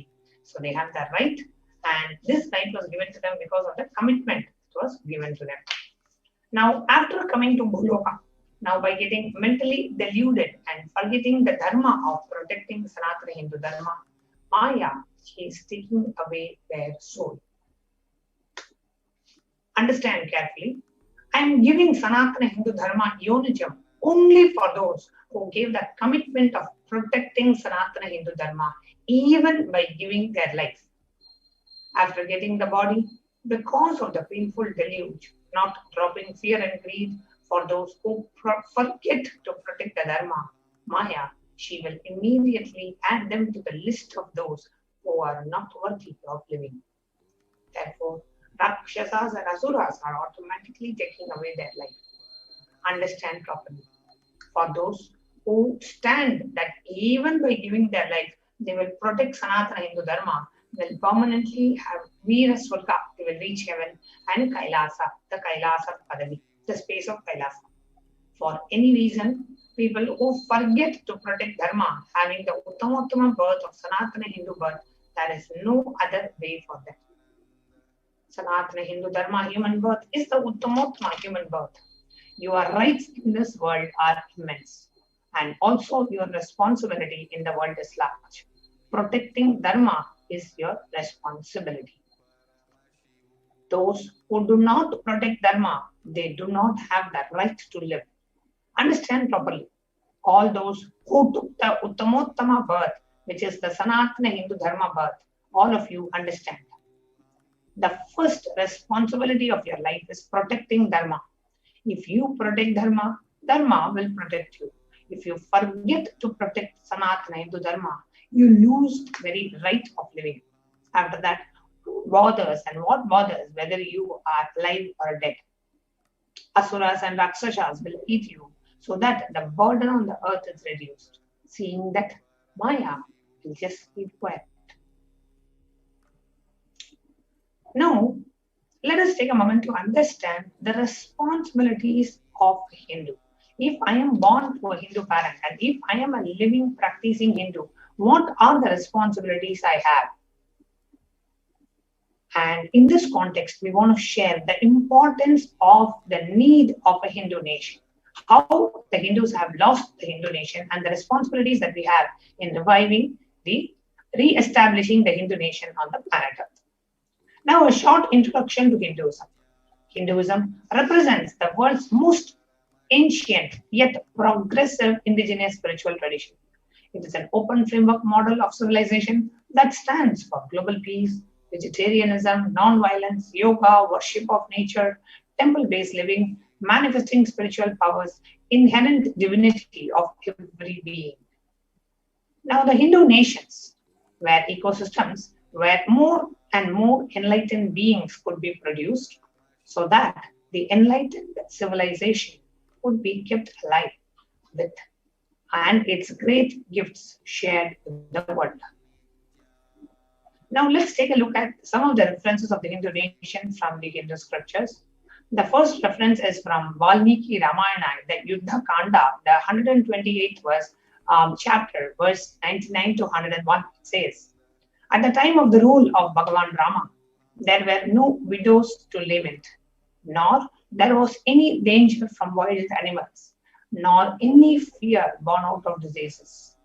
The world was bereft of thieves and robberies. No one felt worthless, nor did old people perform obsequies concerning youngsters. Every creature felt pleased. Everyone was intent on their virtue. Turning their eyes towards Rama alone, the creatures did not kill one another. People survived for thousands of years, with thousands of their progeny, and all free of illnesses and grief. The trees that were bearing flowers and fruits regularly, without any injury and pests and insects. The clouds were raining in time, and the wind was delightful to the touch. Every caste was performing their own duties, satisfied with their own work, and bereft of any greed. People were intent on virtue and lived without telling lies. All the people were endowed with excellent characteristics. All were engaged in virtue. So here is an example of how when the ruler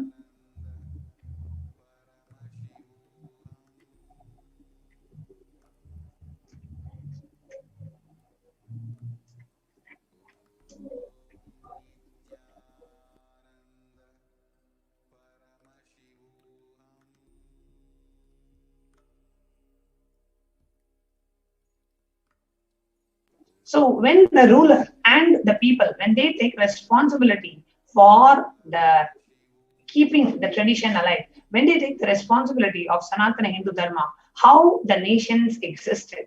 Here, one of the best Hindu kingdoms and the best ruler, Bhagavan Rama.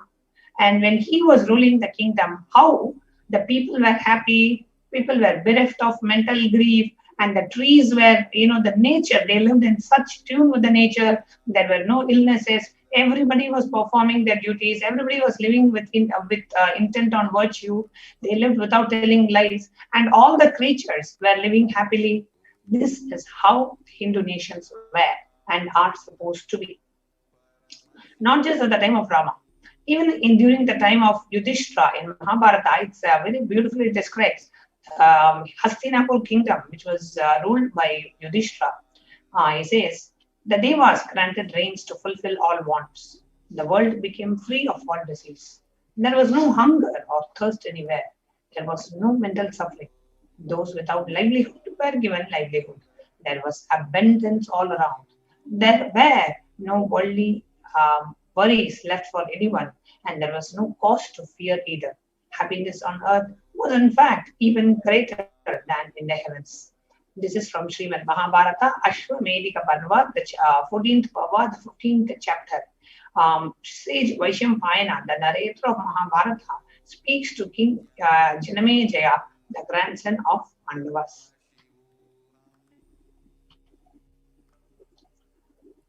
Now, we saw some of the examples of the Hindu nation. Now we are going to look at what were the contributions the Hindu nations did to the world. The Hindu nations had so much to contribute to the world in every field.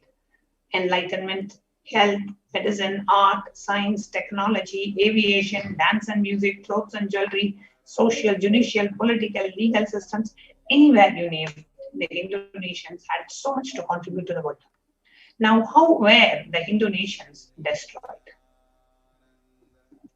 The destruction of the Hindu civilization, the first phase, that of the Islamic invasions. Now, from 800 to 1700 AD, the physical destruction of the Hindu civilization happened. In the direct reference from the story of civilization, our Oriental heritage, the reference from the book by Will Durant, he says, the Mohammedan conquest of India is probably the bloodiest story in history. The Islamic historians and scholars have recorded with great glee and pride the slaughters of Hindus, forced conversions, abduction of Hindu women and children to slave markets, and the destruction of temples carried out by the warriors of Islam during 800 AD to 1700 AD. Millions of Hindus were converted to Islam by sword during this period. Millions were raped and murdered and dismembered. And in the words of Abdul Wasaf from Tajiyat ul Amsar, describing the Islamic law prescribing Hindus as conveyed to Alauddin Khilji by his quasi-legal advisor, Hindus are like mud. If silver is demanded from them, they must with the greatest humility offer gold. If a Mohammedan desires to spit into a Hindu's mouth, Hindu should open it wide for the purpose. God created the Hindus to be slaves for Mohammedans. The Prophet had ordained that if the Hindus do not accept Islam, they should be imprisoned, tortured, and finally put to death and their property confiscated. To keep the Hindus in abasement is especially a religious duty because they are the most inveterate enemies of the Prophet. On the left side, you see a picture of Hindu women who were forced to wear garlands made from the bodies of butchered children. 200 million Hindus slaughtered by the Muslim invaders, 100,000 temples destroyed, and 1 million deities and scriptures destroyed. In the words of Kanha Dade Prabandha, he says, the conquering enemies, armies burnt villages, devastated the land, plundered people's wealth, took Brahmins and children, and the women of all classes captive, flagged with thongs of rawhide, carried by a moving prison with them, and converted the prisoners into weak-wisted Turks. The next phase of the destruction of the Hindu civilization started with the British occupation from 1700 to 1947 AD, which led to the economic and psychological destruction of Hindu civilization. In the words of Will Durant, he says, I have seen great people starving to death before my eyes, and I'm convinced that this exhaustion and starvation are due not as a beneficiary claim to overpopulation and superstition, but to the most sordid and criminal exploitation of one nation by another in all of recorded history. The British Empire used all possible means to destroy Hindu civil and cultural institutions in order to delegitimize and demoralize the indigenous people of India so that they become slaves in their own hand. The cunning strategies used by the British were discriminatory laws to instill feelings of racial inferiority, engineered famines to starve natives into submission, annexed Hindu kingdoms to undermine native rule, mistranslated Hindu scriptures to instill anti-Hindu narratives, destroyed indigenous Gurukul education system, destroyed the local industries and forced the importation of British goods, and banned Indians from owning or producing firearms. During the British occupation, $45 trillion were looted from India over 200 years. 45 million Hindus killed due to famines and poverty imposed by British policies and reprisal killings for 1857 mutiny. 680 Hindu nations served by the British Raj. In the words of the Member of the Parliament of India, Shashi Tharoor, he says, the British came to one of the richest countries of the world. Over 200 years of exploitation, looting and destruction reduced it to a poster child of a third world poverty. However, things didn't stop just with the British occupation. Even after the independence of India, Hindus continued to face the destruction of the Hindu civilization. Now, in the words of Jawaharlal Nehru, the first Prime Minister of India, he says, what a disgusting and savage people we are. Politics, progress, socialism, communism, science, what are they before this black religious savagery? In the words of Ambedkar, who was the first Law Minister of India and the principal architect of the Indian Constitution, he says, if Hindu Raj does become a fact, it will no doubt be the greatest calamity for this country. No matter what the Hindus say, the Hinduism is a menace to liberty, equality, and fraternity. It is incompatible with democracy. The Hindu Raj must be prevented at any cost. These are the direct words of the India's first Law Minister. The modern Indian legal system, academia, and media all systematically undermine, suppress, and delegitimize the Hindu institutions and culture. To give an example, the Indian Constitution established government control of government control and taxation over Hindu temples, schools, etc., while other religions are free from interference. The Article 26 to 30 of the Indian Constitution discriminate against Hindus by giving special rights and benefits to non-Hindus through government benefits, scholarship, etc. Hindu kingdoms and self-governance has been abolished. Anti-superstition laws are passed to criminalize only Hindu practices. Mainstream Indian academics describe Hindus are sexist, racist, backwards, and oppressors. Negative media portrayals of Hindus in Bollywood TV and in television. Now, the media narratives are also used to abuse, demoralize, stereotype Hindus. Now, Bollywood and other mainstream media outlets consistently portray Hindu gods and gurus as cartoonish, dishonest, corrupt sex fiends in matters similar to British imperial propaganda. The media narratives are used to shape human consciousness and further political agendas. The racist British colonial stereotypes portraying Hindus as superstitious, backwards, and dishonest and corrupt are perpetuated by their brown British successors in modern India unabated. So here you can see like the pictures of Hindu gods being ridiculed, Hindu gurus being shown as comedians, and all the villains, all the negative characters of the movies will always have Hindu symbols. All the negative characters will have Hindu symbols like Kumkum and Tripundri and Trishul, and all the heroes will be either anti-Hindu or secular. at least the way it is shown on the television. Now, what does that leave with, right? It is extremely important that we revive the Hindu nation so that we can re-establish the cultural, spiritual, political, economic, financial legitimacy of Sanatana Hindu Dharma. So, a vision for a Hindu civilization as revealed by the Supreme Pontiff of Hinduism, Jagadguru Mahasannidhanam, His Divine Holiness Bhagavan Nithyananda Paramashivam. Now, during the time of Mahabharata, we had 56 Hindu nations, 200 states, 1,700 provinces, 10,000 sampradayas. However, in all of the 56, we, the Hindus, are persecuted. Now, we have lost all the 56. The last one to fall was Nepal. I am a collective voice of all persecuted Hindus. I will revive and rebuild a Hindu nation built on Vedagamic principles as a refuge for all practicing and aspiring Hindus, a safe haven for all persecuted Hindus. Now, this revival of Kailasa, the Hindu nation, is for reviving the whole life of enlightened civilization and the greatest things it has to offer to the world, bringing legitimacy to all offerings, Sanatana Hindu Dharma, and its sharing it with the whole world is the purpose of the Hindu nation. Now, the administration of Kailasa. Kailasa is the revival of the cosmic constitution. Kailasa is the model nation of how the enlightened civilization should be living and administered. Politics, judiciary, education, economy, everything will be revived as Paramashiva revealed in the Vedagamic Sanatana Hindu Dharma's scriptures. Being one of the most persecuted civilizations today, Hinduism is on the brink of extinction such that the next generation may know about Hinduism only through Hindu books.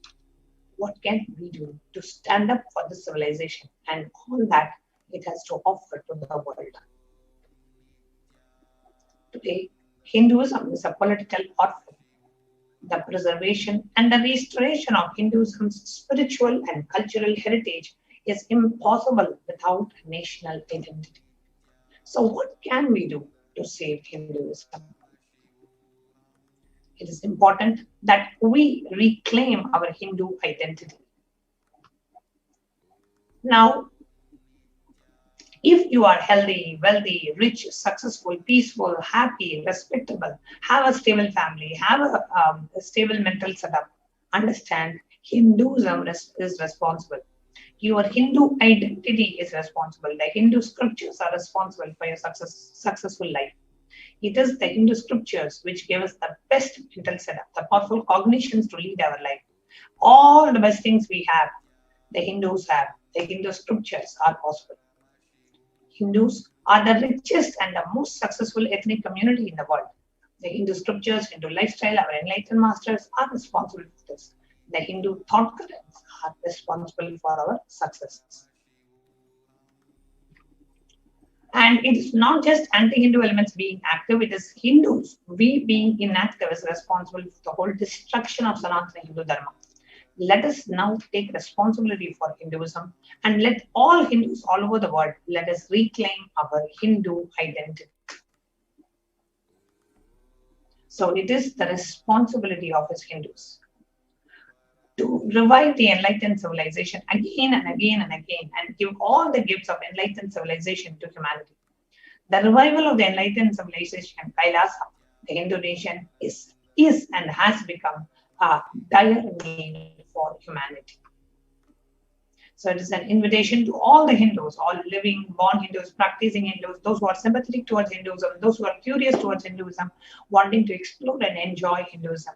We invite each and every one of you to be a part of this great revival of Kailasa. So why we need Kailasa, the only Hindu nation? What is the need of the Hindu nation and how it is needed for humanity? Let's listen to the Supreme Pontiff himself.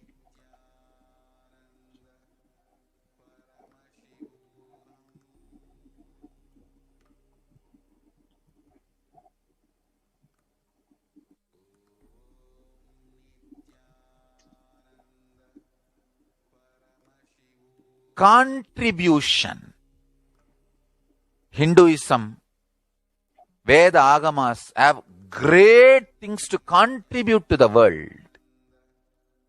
Like the great power manifestation science, the ancient culture and arts, the ancient lifestyle truths, the ancient medical practices and medicinal knowledge, the ancient indigenous cultural heritage and jewelry, perfume, dance, music. In every level, Hinduism has so much to contribute. Veda Agamic traditions have so much to contribute. To share all this with the world, to contribute to the world.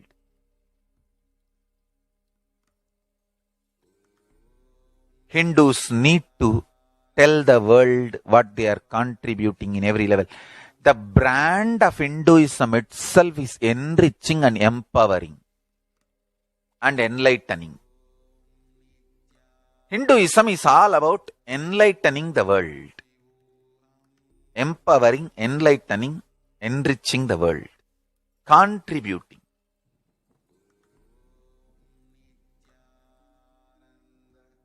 That is our spiritual life. That is our spiritual strength. That is our spiritual core principle.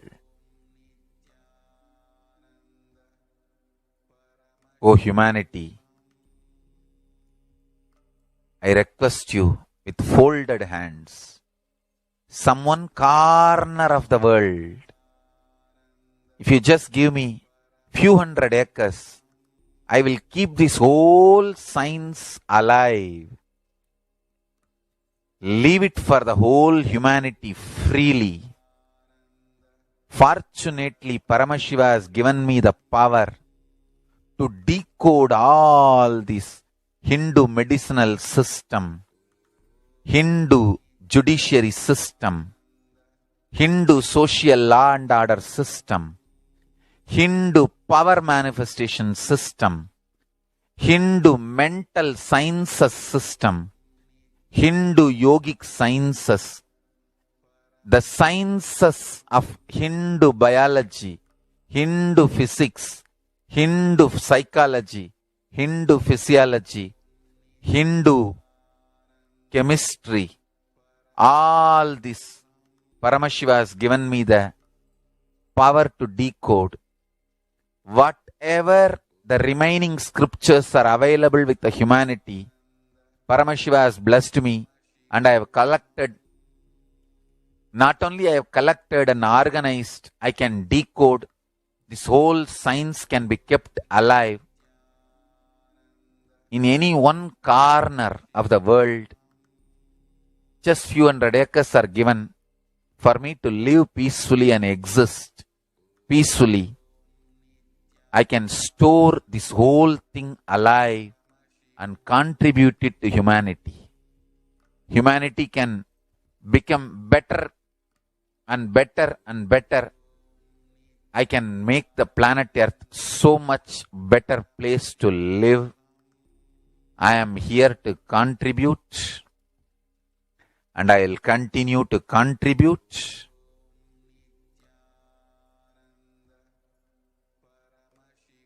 As long as I am allowed to live, I will contribute.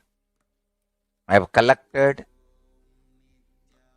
all the remaining available scriptures, maybe 2 crore books.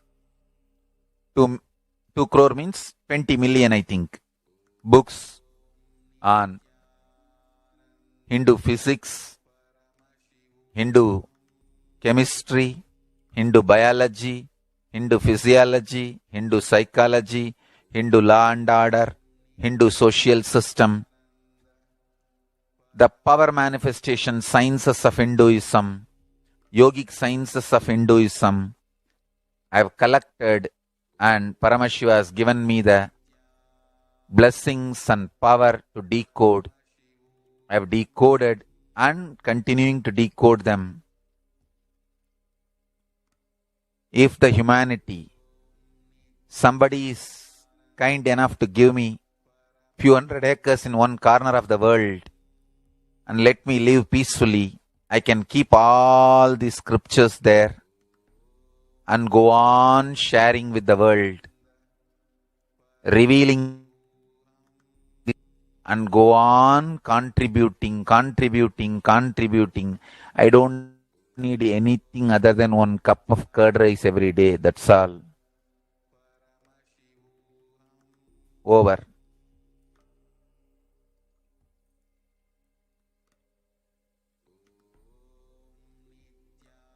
The world.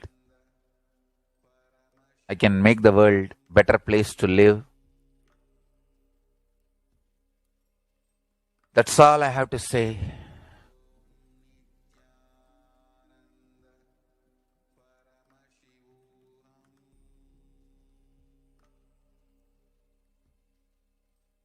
Thousands of medicines are described detail in ancient Siddha and Ayurvedic scriptures.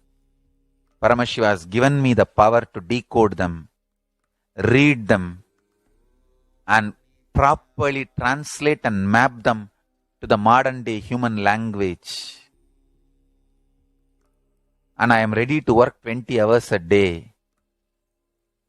I just need few hundred acres where I can sit peacefully and keep this library, run a Gurukul where thousands of people can learn this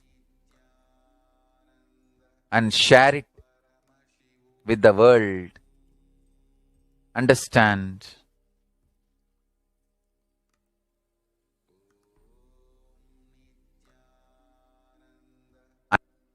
Interested in contributing.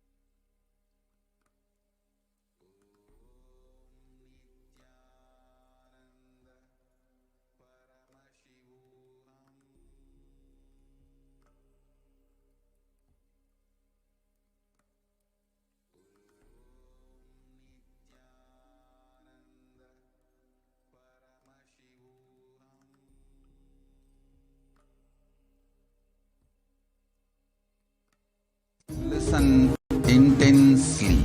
Life, consciousness in you does not end while your body drops dead. It moves from different universes, vertical time zones, lives in different time zones as per its free will, knowledge, desire, but ultimately to get enlightened, complete liberation, Paramashiva Padam, your soul has to come back to this karma bhumi, the Bhumandala.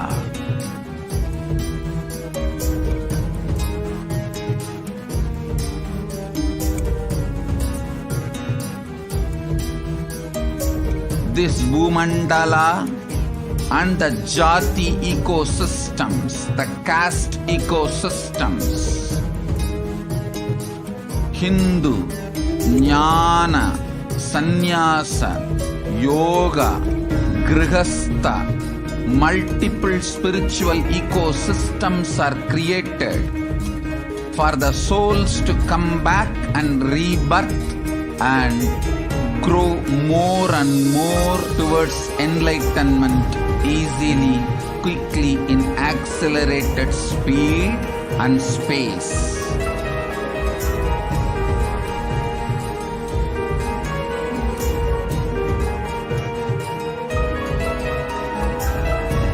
Understand the secret of Sayujya Mukti. Your Kundalini Shakti experiences the bondage inside your body due to compulsive sexual appetite. All the male bodies building intense yogic body through yoga and pranayama, building the mind of Tyaga centric, will heal your compulsive sexual appetite and make you reach Sayujya. All female bodies, love-centered care, serving every being will liberate you from the compulsive sexual appetite and make your Kundalini reach Sahasrara, which is Kailasa, Paramashivoham, Sayujya.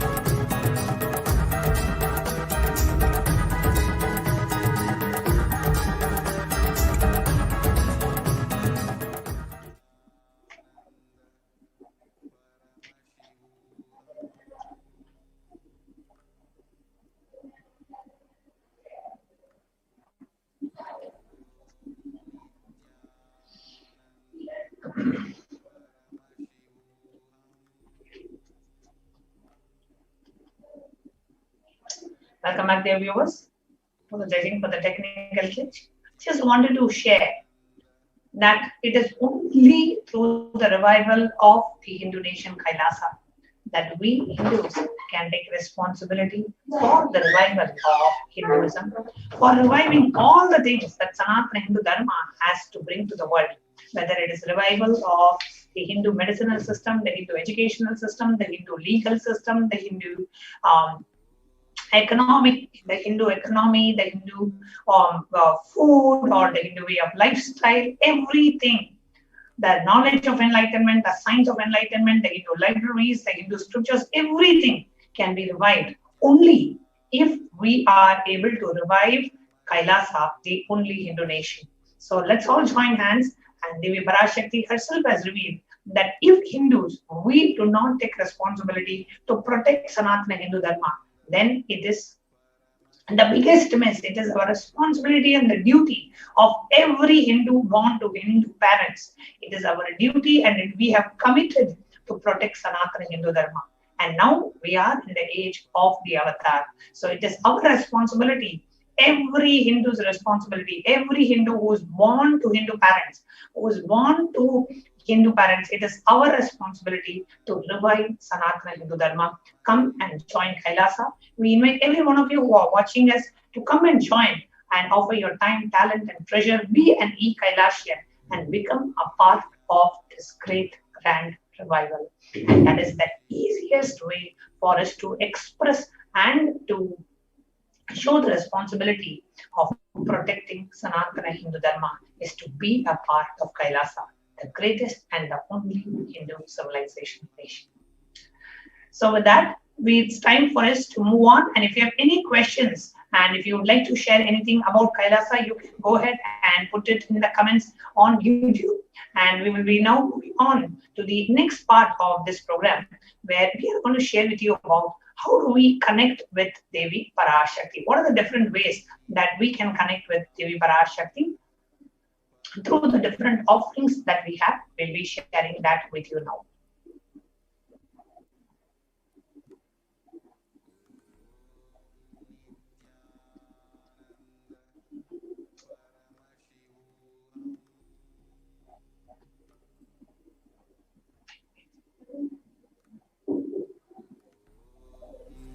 Nithyananda Paramashivoham.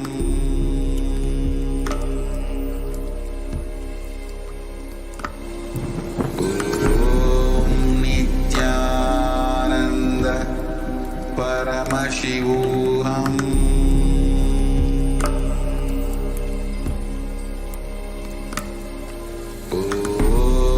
Nithyananda Paramashivoham.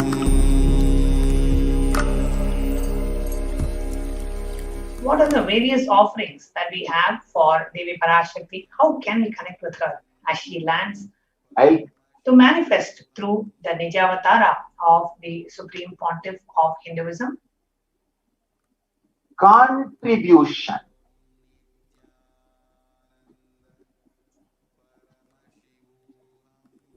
Hinduism, Veda Agamas have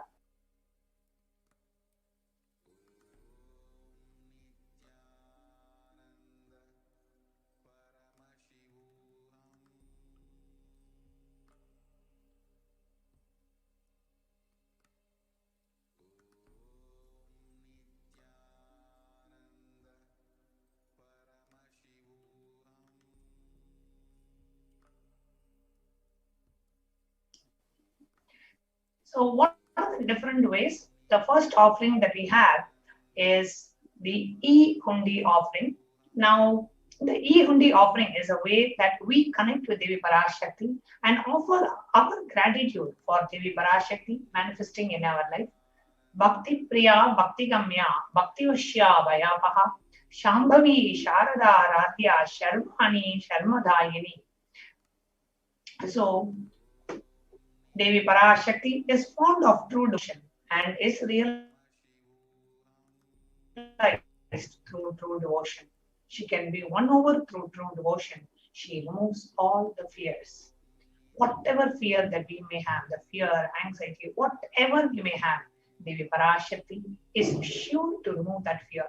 And it is stated that Devi can be worshipped, especially at this time when we are going through so much of fear and anxiety due to the pandemic and job loss and so many things that are happening. Just connect to Devi Parashakti every day. Literally, Devi Parashakti lands to bless us all, to shower us with the wounds, to protect us from whatever the deadly pandemic. She says, none of my devotees, just hold on to my faith. None of my devotees will be affected with corona. So just pray to Devi Parashakti, connect with her, and offer your gratitude in the form of E-Hundi offering. You can offer any amount in the E-Hundi. It is like we go to a temple and we put some money in the temple hundi. So here we are doing it online. So you can offer your gratitude to Devi Parashakti by visiting tiny.cc/Devi-offerings. I request the MTV operator to please project the link for the offerings.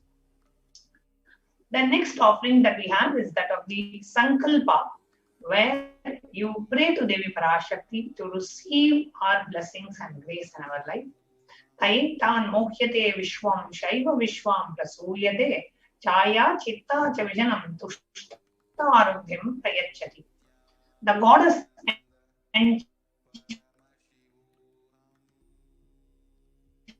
the universe, and she has prayed without interest in anything, gives that knowledge that leads to salvation and gives wealth in the materialistic sense.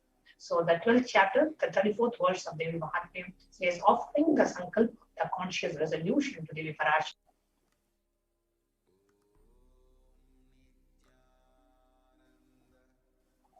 Blesses the person offering with all the fruition of the desires and wishes that he is yearning for. So pray to Devi Parashakti, offer the conscious resolution to Devi Parashakti to receive her blessings and grace. The next offering that we have is that of the Sahasra Nama Swarna Kasu, where you offer a gold coin to Devi Parashakti and you manifest the various dimensions of Devi Parashakti. So the Sahasranama Swarna Kasu is like offering of a gold coin to Devi Parashakti and to manifest her Ananta Kalyana Gunas, her imperishable qualities of Devi Parashakti, you manifest that in your life. The next offering is that of the Mukta Anguti, the finger ring with a pearl. It comes in 3 sizes, small, medium and large, $251, $501 and $750. So the Mukta Anguti, the reference from the Meenakshi Pancharatnam, Muktahara Lasat Kirita Ruchiram Purnendu Vakta Prabham Sinchannu Purakinkini Manidharam Padma Prabhavasuram Sarva Vishta Palapradam Girisudam Vani Rama Sevitam Meenakshim Pranadosmi Santatamaham Karunyavaram Nidhim. I bow to the goddess Meenakshi, whose crown has a garland of pearls and the face shining like a full moon, who wears anklets that are studded with gemstones and has small bells, who is shining like the splendor of lotus, who grants all the wishes, the daughter of the mountain, who is worshipped by goddesses Vani and Rama. I remain bowing to goddess Meenakshi, the ocean of compassion. So offer the Mukta Anguti, the finger ring with a pearl, to Devi Parashakti.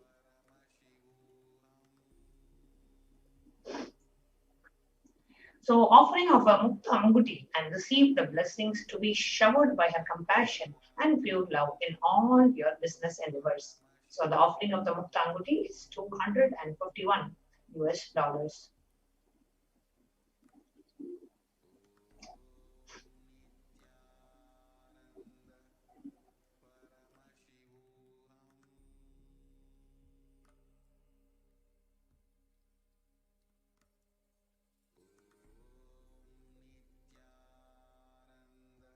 The next offering that we have is that of the Swarna Padma Pushpam, the golden lotus.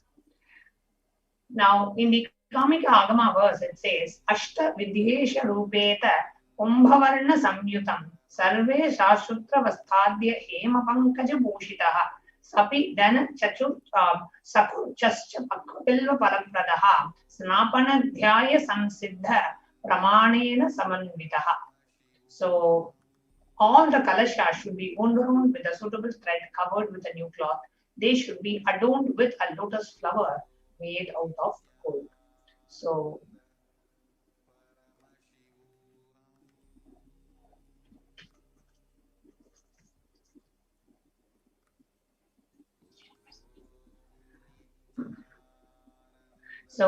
the offering of the Swarna Padma Pushpa to Devi Parashakti is only $600. Lotus is used in so many places in the Vedic tradition. Lotus is a divine flower. So offering of the golden lotus to Devi Parashakti and be blessed to have the state, space, powers and the very being of Paramashiva in our inner space amidst any and every adverse situations in life. The next offering that we have is that of the Swarna Mitti, the golden toe ring. Nakadititi Samchanna Namachana Tamoguna Patmadhya Prabhajala Parakruta Saroruha. You whose brightness from the toenails destroy the darkness of ignorance from the minds of your devotees who prostrate at your feet. You whose brightness from your 2 feet overpowers that of the lotus flower. So offer the Swarna Mitti to Devi Parashakti and to be in constant gratitude for receiving her blessings in even the most difficult aspects of your life. Offering of the Swarna Mitti is $750. The next offering is that of the Swarna Mangtika, the golden hairline jewelry. The Swarna Mamtika represents the nectar flowing from the Sahasrara Chakra, which is fully opened, and offer the Swarna Mamtika to receive the overflowing gratitude, to express and to receive blessings of achieving the blissful state, overflowing gratitude and the space of complete completion. So it's only $750, and you'll be able to offer this jewelry to Devi Parashakti. The next offering that we have is that of the Pratyaksha Pada Puja, which is an offering of gratitude, immense gratitude to Devi Parashakti, and the offering of the Vastra Seva, which is the offering of a cloth. You want to offer a sari to Devi Parashakti, you can offer the Vastra Seva, and offering of the Vastra Seva and Pratyaksha Pada Puja, both of them are $1,008, and you manifest all the auspiciousness and the blessings of the Supreme Pontiff of Hinduism, Jagat Gurukha Sanidanam, His Divine Holiness, Bhagavan Nithyananda Paramashivam.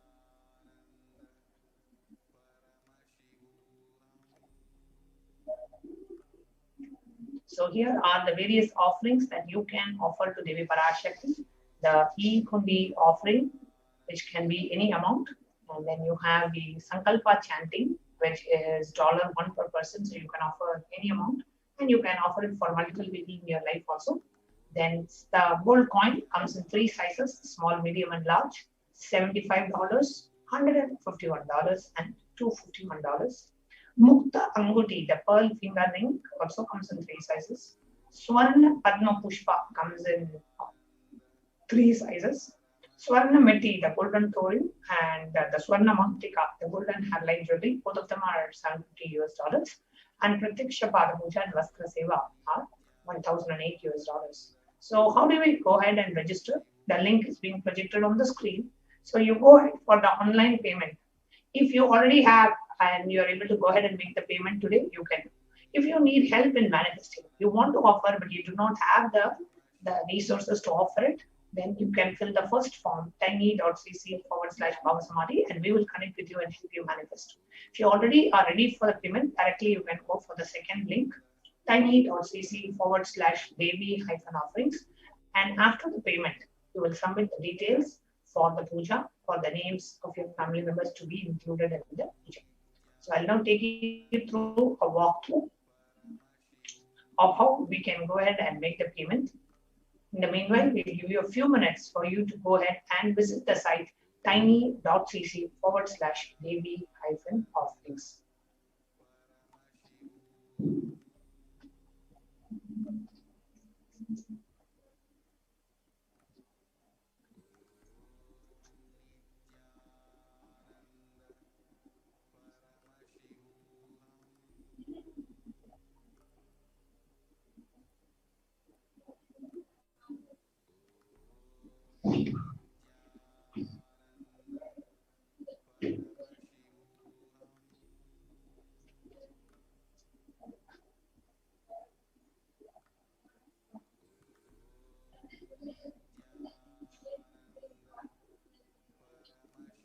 Let's take a moment and visit tiny.cc/Devi-offerings. And when you go and visit that link, it will open up this page which shows the Parashakti Bhava Samadhi Darshan donations. And here you can choose what is the offering that you would like to do. So this page, I request every operator to project the link on the screen, tiny.cc/Devi-offerings. And you can choose any of the options or the offerings that we have. Let us say I want to offer the Pratyaksha Pada Puja. So I click on that and I say add to cart. When you add to cart, and then you can always come back and add anything else. Let's say you want to do a Pratyaksha Pada Puja and you want to offer a golden lotus. You want to do both. So go to add to cart and then you come back. Right click and say back. Go to the previous page again, and then you can choose any other offering that you would like to add to the offer. So you can just make like a one-time payment for all instead of doing single payment for each. So we come back, and here you say I want to offer like Sankalpa chanting, and you want to do it for 5 of your family members.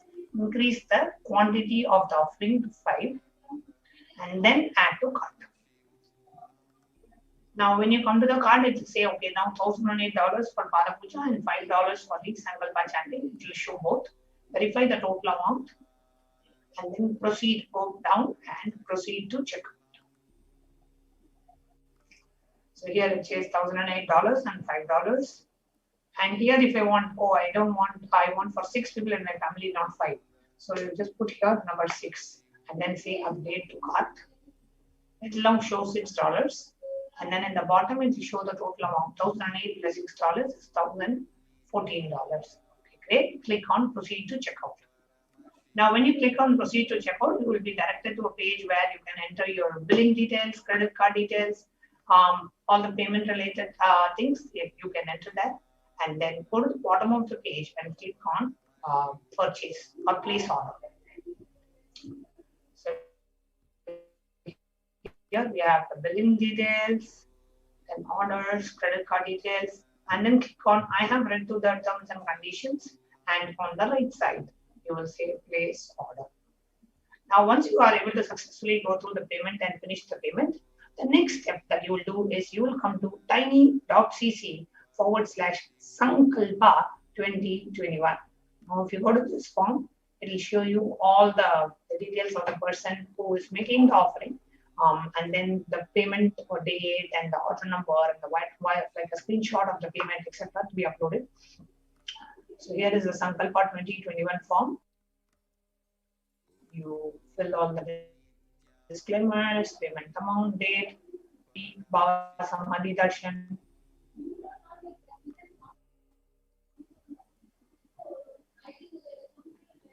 And then click on next. In the next page, you will enter the exact offering that you're doing, the names of the family members you want chanted during this offering.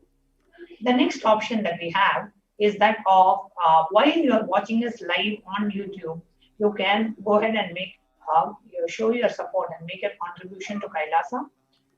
So just click on. I will now project the YouTube live chat and share with you how just while you're watching the YouTube, you can go ahead and make it.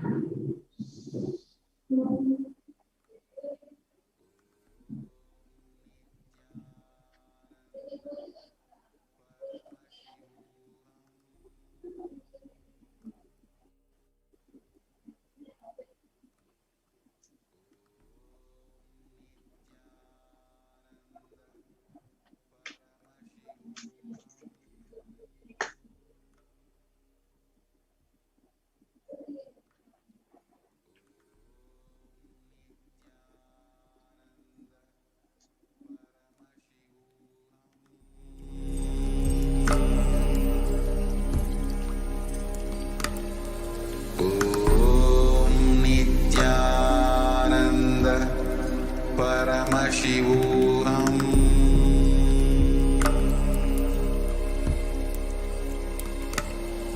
Om Nithyananda Paramashivoham.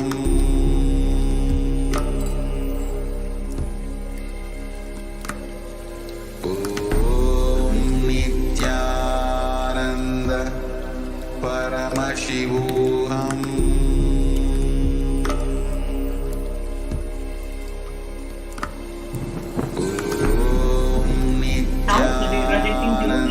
Live stream page. Right next to the live stream, you see a dollar symbol. So when you click on that dollar symbol, you have 3 options. 1, to join the channel, 2, super chat, and 3, super sticker.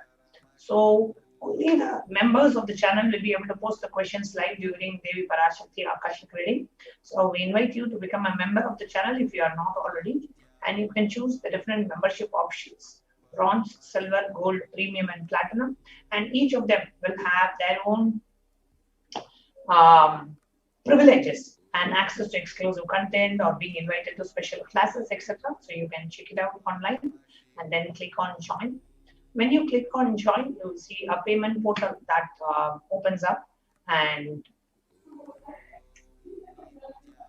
you can go ahead and enter your credit card or debit card details and their PayPal details, etc.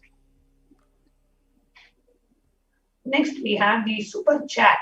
The super chat is a very, very, very simple way for you to contribute and show your support to Kailasa. So you can enter as minimum as just $1, or you can enter $11, or you can enter $111. How much ever you want to offer, you can go ahead and enter, and then click on buy and send.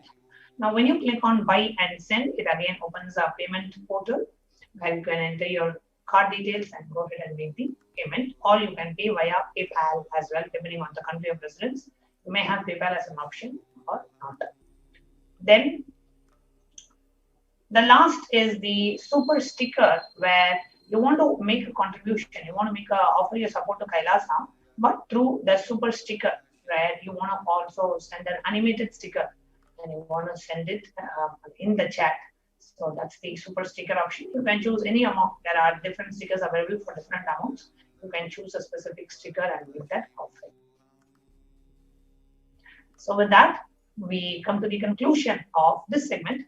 And now we will be moving on to the next segment, where we are going to share with you about how the Supreme Congress of Hinduism has opened his doors and reaching out to Indians in India so that they can protect their lives in multi-layer quarantine facility being provided absolutely free of cost at the Adi Kailasa Sarvanyapita.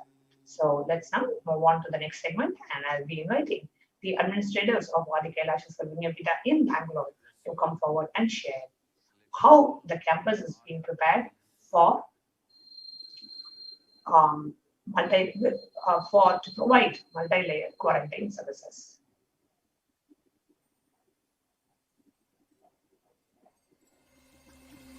I welcome you all with my love and respect. Let you all open all your three eyes. Om Nithyananda Paramashivoham.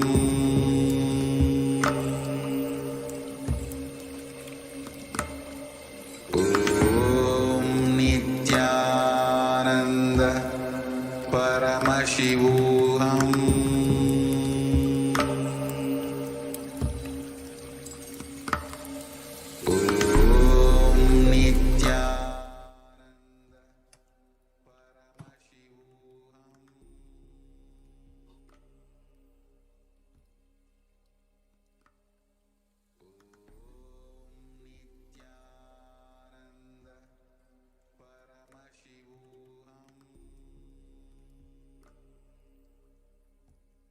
Nithyananda. The next segment is about Kailasa's multi-layered quarantine opportunity for India during the ongoing pandemic of COVID-19. Joining with me is HDH Swami, who is also one of the administrators of Adi Kailasa. Nithyananda.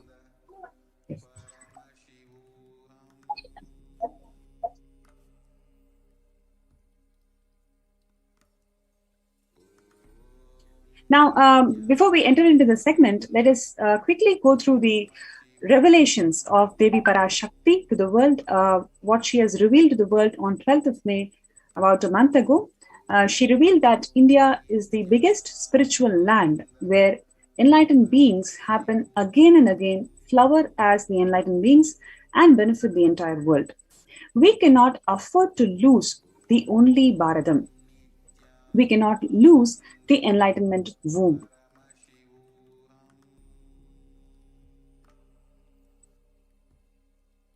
In order to save the cosmos from cosmic deluge, I built a ship called the Adi Kailasa.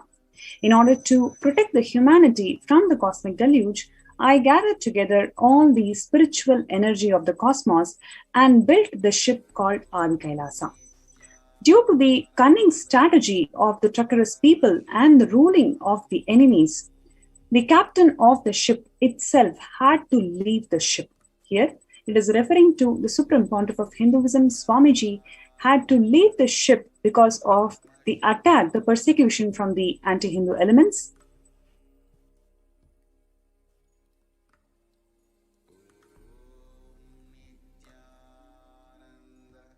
Now, let all come and take a good bath, get protected and get healed and get all the benefits.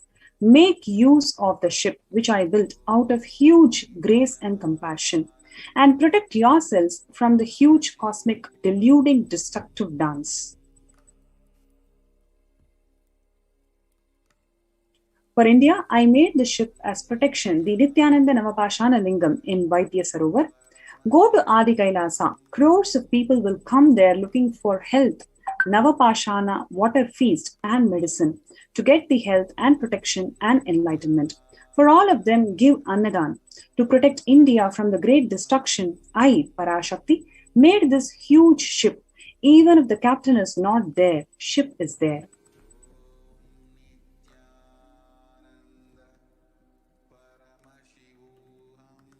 Now, what we saw was the revelations from Adi Parashakti, where she has beautifully revealed to the world how one can protect themselves from the ongoing pandemic. It is because of the Supreme Pontiff of Hinduism's effort, Swamiji's effort to build this AK ship as a cosmic protection for the entire humanity. And Devi Parashakti also revealed that even if the captain of the ship had to leave the ship, it is because of the assassination attempts and the persecution by the anti-Hindu elements. The captain of the ship had to leave the ship. And now today, let us see the contributions of the Supreme Pontiff of Hinduism. What are the contributions? What are the unique contributions that Swamiji offered to the whole of the humanity? And why is that the anti-Hindu elements attacked him and persecuted him for more than a decade? What are those contributions that affected them? So let us go to that segment.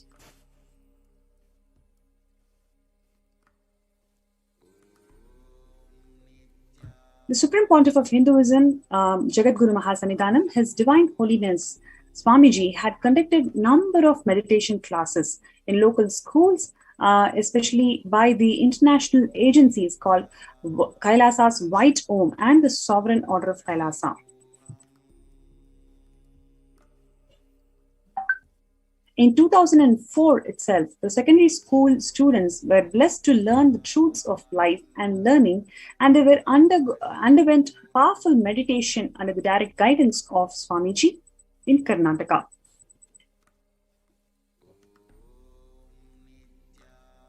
In 2006, Swamiji conducted several meditation events in different schools. So what you're seeing today is now in the slide is a picture from Trichy in Tamil Nadu, where Swamiji is conducting these meditation events for the school students. And what you're seeing here is the engineering college students in 2008 in Karnataka.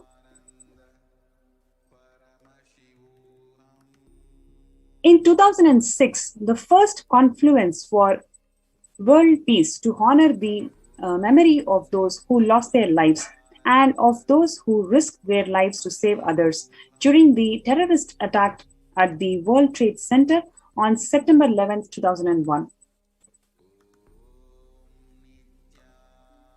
In 2009, Swamiji conducted Peace March to unite. Swamiji initiated this whole event by different heads in South India.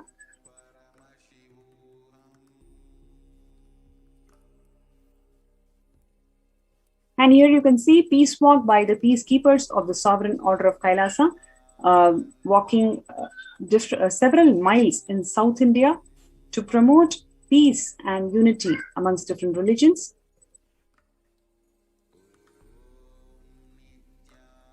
And here you can see, even with a fractured hand, the Supreme Pontiff of Hinduism, Swamiji, engaged in selfless work day and night.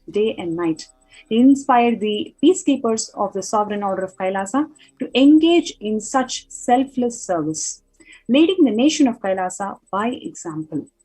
In 2011, the Supreme Pontiff of Hinduism had a multiple compound fracture with the bone protruding out of the skin.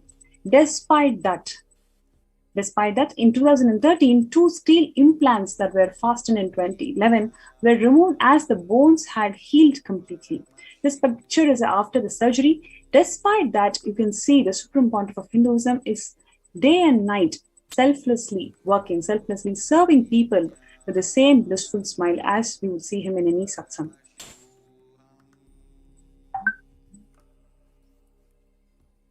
And you can see how the Supreme Pontiff of Hinduism inspired and guided the entire sovereign order of Kailasa to involve themselves, to engage themselves in all the humanitarian efforts. Here, what you see is a monk of the sovereign order of Kailasa donating blood.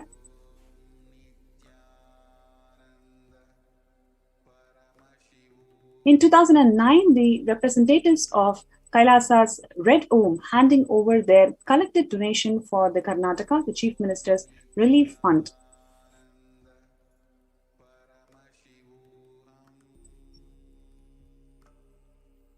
In 2008, a spiritual conference and meditation program led by the Supreme Pontiff of Hinduism organized by thousands of citizens of Kailasa and all the practicing Hindus in Tamil Nadu.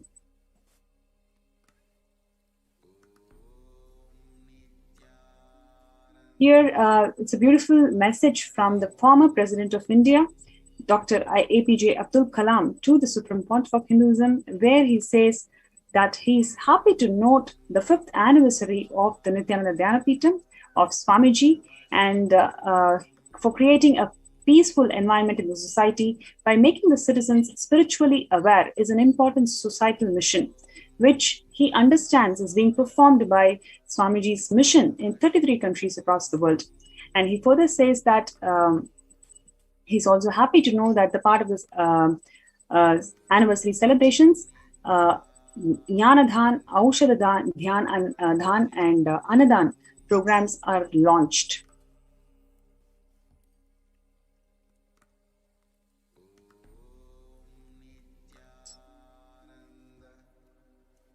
The former President of India, late APJ Abdul Kalam, also shared that Swamiji, it is such a beautiful joy to experience your blissful smile.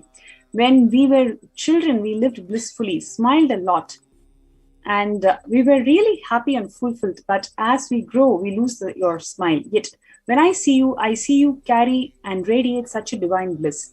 Yes, and you can see the same bliss Swamiji carried throughout his entire public life. Whether he was worshipped, praised by millions of his devotees or persecuted by the anti-Hindu elements, in all moments, he was only carrying that blissful smile.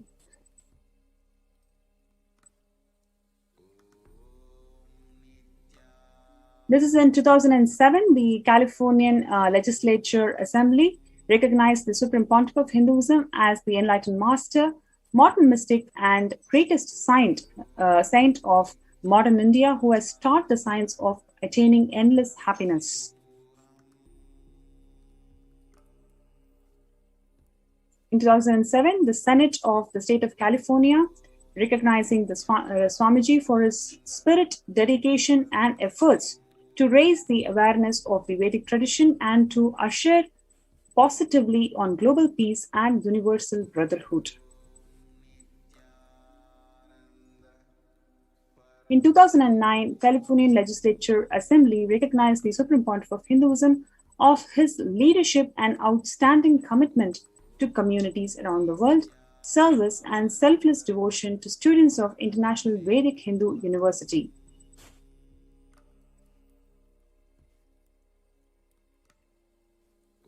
In 2009, you can see the keys to the city, Artesia, was awarded to the Supreme Pontiff of Hinduism.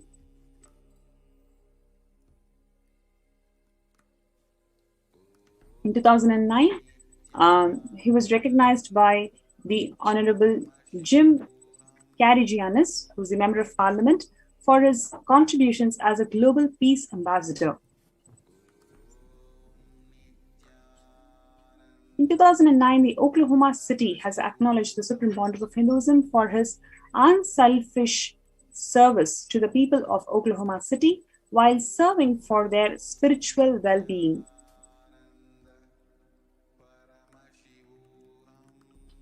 In 2016, the postage stamp on the Supreme Pontiff of Hinduism was released by the Indian Postal Department on the occasion of Kumbh Mela.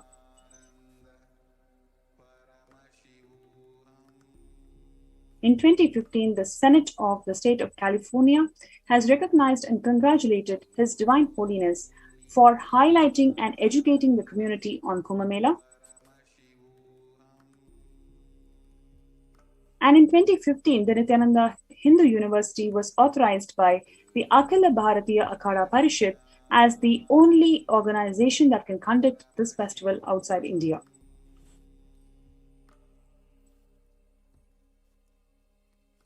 In 2017, the Supreme Pontiff of Hinduism was awarded the Guinness World Records for the largest rope yoga class.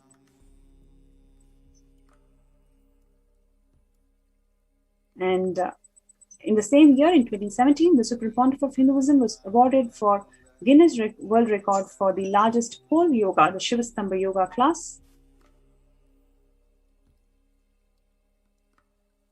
And in the same year, one more Guinness record on the largest human Om symbol was performed by the Supreme Pontiff of Hinduism and the Nithyananda University at Bangalore. In 2017, it is declared as the Paramahamsa Nithyananda Day by the city of Montclair in recognition of the Supreme Pontiff of Hinduism's contribution to the superconscious evolution of humanity. In 2012, the Supreme Pontiff of Hinduism was named amongst the world's 100 most spiritually influential personalities by a renowned esoteric magazine, which is Body, Mind and Spirit.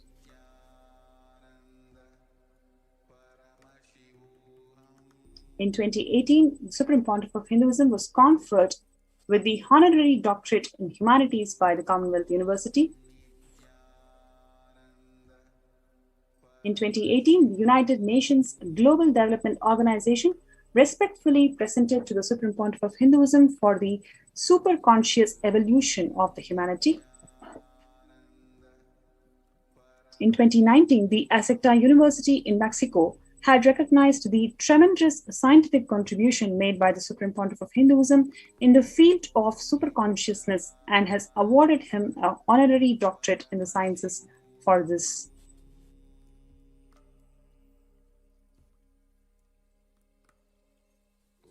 So before we go to the next segment, if you are feeling you need to be protected with this ongoing pandemic, and if you want to feel secured, Swamiji has opened the de facto embassies, the spiritual de facto embassies in India, for you to enjoy the free food, accommodation, stay, internet services, and spiritually evolve yourself during this ongoing pandemic. So you have this opportunity, and if you're interested, you can join, register yourself in kailasa.org/Kailasa Care, KAILASA.org/KAILASACARE. So while you're getting registered, let's have a short break and we'll be right back.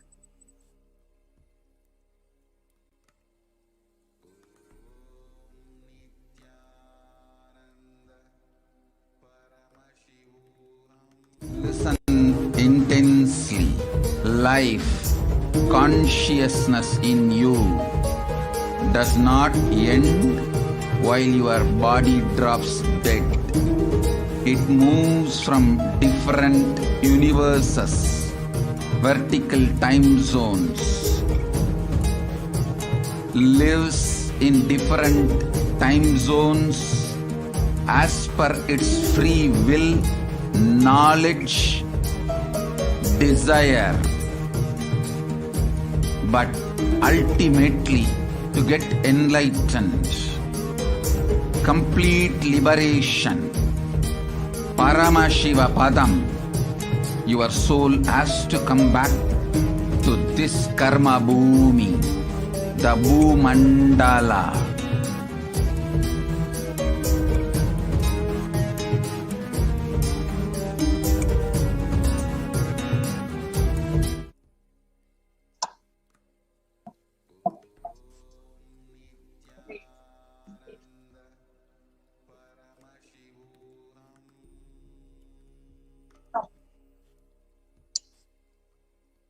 Nithyanandam. and welcome back. We just saw a very, very brief glimpse, probably not even the tip of the iceberg, of the contributions of the Supreme Pontiff of Hinduism over the last over 2 decades, more than 25 years. Contribution in various fields ranging from humanitarian services, religious services, social services, spiritual services, reaching out to one and all, being by being, not just leaving it at the numbers, but actually contributing to every life directly. One could see in those pictures how the Supreme Pontiff of Hinduism, right from taking every meditation class himself, giving the spiritual counseling himself, giving healing himself, this is how he built the whole Kailasa, brick by brick, literally. The whole aim of Kailasa, as we all know, is to revive that enlightened civilization, the Hindu civilization, Sanatana Hindu Dharma, in all its dimensions and glory. Needless to say, that singular aim and the one-pointed vision of the Supreme Pontiff of Hinduism and the very evident meteoric rise, if one could see the photographs with the dates, we saw how right from the time when the Supreme Pontiff of Hinduism was taking classes for engineering colleges for students to just in a couple of years, he's already on a worldwide tour addressing the people around the globe. And as we saw in the certificates of recognition, practically across the world, he got recognized by all kinds of institutions as well as the governments, cities inviting him with open arms, literally giving the keys to their cities so that he could come and enrich the citizens of that city. Accolades just showering on him.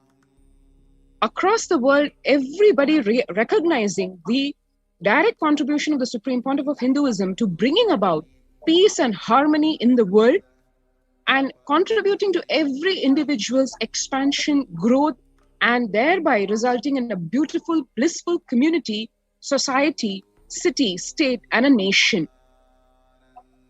Now that is exactly what irked the anti-Hindu terrorist militants who did not and have never wanted Sanatana Hindu Dharma to come to be alive, because it is directly against their vested interests of holding people under their power, be it physically through enslavement or psychologically through mental slavery, ideological slavery. So that started a massive persecution on the Supreme Pontiff of Hinduism. What exactly happened?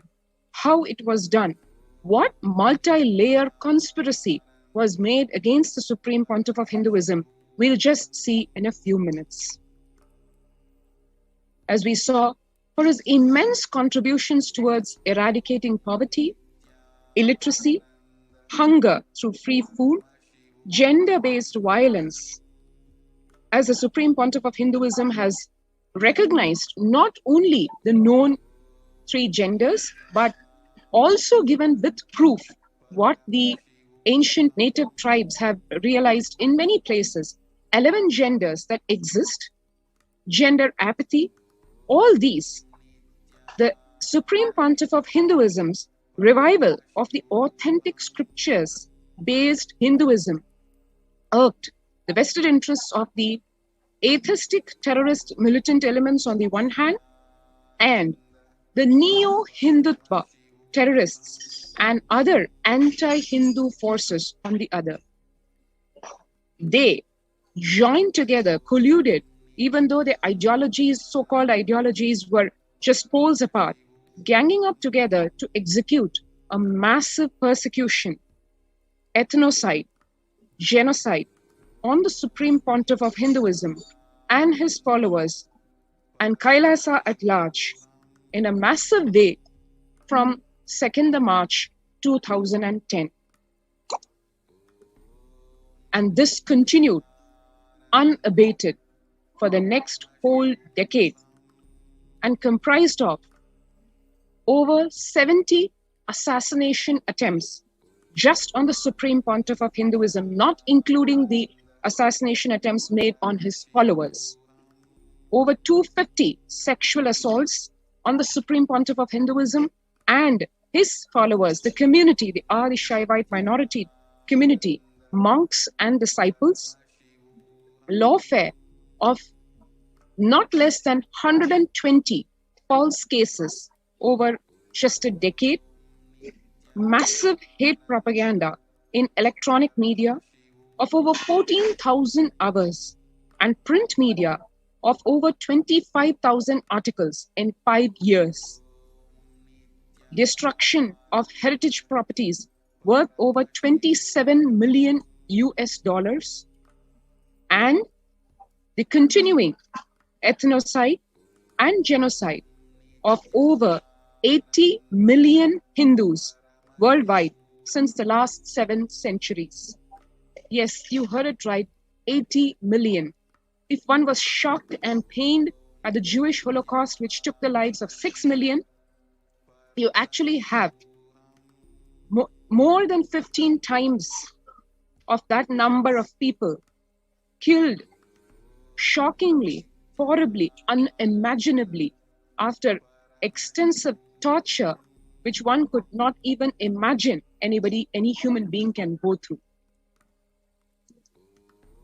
Specifically, if one looks just at the lawfare done on the Supreme Pontiff of Hinduism, leaving aside all the physical assaults and mental assaults that have been done on him and his followers, just the lawfare involved delegitimizing the Supreme Pontiff of Hinduism by hate propaganda, disenfranchising him of his civil and human rights, prejudicing him from a fair representation and fair trial, repeated illegal imprisonment coupled with brazen torture, custodial assassination attempts, supported by system justification process in various forms, including the common processes that are used, basically of bureaucracy in the system, absolute outright indifference, self-deception, keeping the whole society in a deceptive state, and diffused responsibility, where there is no one single owner, where the buck is passed, and right from the top to the bottom, there is just a blame game, and eventually it comes down to the lowest person, who is anyways not accountable, who doesn't even know the big picture.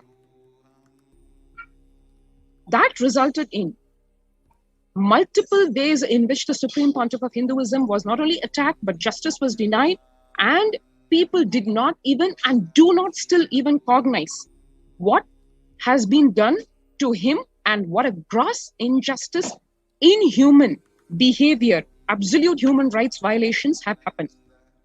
So it's resulted in continued system complicity with torture, murder, and genocide, a well-planned, multi-layer false hate propaganda by the fourth estate of the democracy, which is the media, sustained by moral disengagement. So it leaves the broader public in a state of absolute willful ignorance, because you bring in the factor of morality and how a certain person is so-called immoral, motivated denial, out-group victim blaming, where the person, the victim, is actually made to look as the culprit and he is blamed, and that results in a justification of the dehumanization, the demonization that follows of the person, and literally results in bystander apathy to even something as gross, unimaginable as ethnocide and genocide of a whole community. One can see, we'll just take this time to see just an example of the malicious prosecution that has been done to the Supreme Pontiff of Hinduism as we watch this video.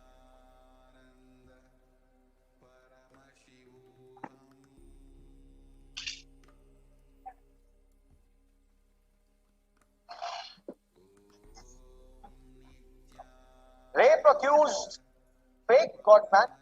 Nithyananda, rape accused. Accused of raping. The rape accused. Rape accused. Rape accused self-styled godman Nithyananda. Just like that, they arrested me in the rape charge in 2010. They came and arrested, and after they arrested me, I asked, what for you arrested me? They said, rape charge. I said, can you say whom I raped? No, that now only we are investigating. No one is answerable for the whole mess. Even now, there will not be any investigation. Why was Nithyananda arrested on rape charge when there is nobody saying they have been raped? I asked them, do you have any statement from anybody? After the independence of India, around 3,60,000 rape cases have been filed. Only rape case 376 where there is no victim's name or altered name. Even altered, there is no victim. Usually, if there is a victim who got raped, they will announce in the media and search for, hey, we have a victim and we need accused. We are searching for the accused. Where is the accused? Where he is disappeared? In my case, hey, we have accused here. What victim? Please come, please come. Facebook ad was given, TV ad was given, and newspaper ad was given for calling for victim. Saying, you please come, we will give you traveling bus fare and we will keep your name secret. Please come, please come. You cannot get justice. Rape accused. Accused of raping. The rape accused. Rape accused. Rape accused self-styled godman Nithyananda.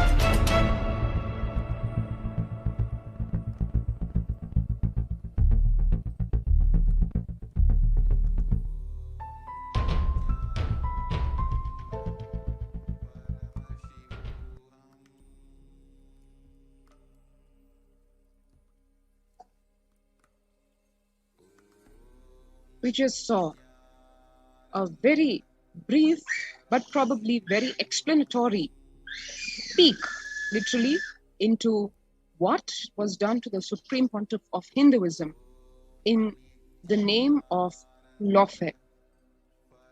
Literally, if we see, the banality of evil has been supported by system justification in various forms, including the commonly used processes of bureaucracy, indifference, self-deception, and diffused responsibility, where the system itself creates an atmosphere of absolute indifference being made to the victim, the whole delusion making the victim actually look like a criminal, and the responsibility of the same not being, you cannot pin it down to one person.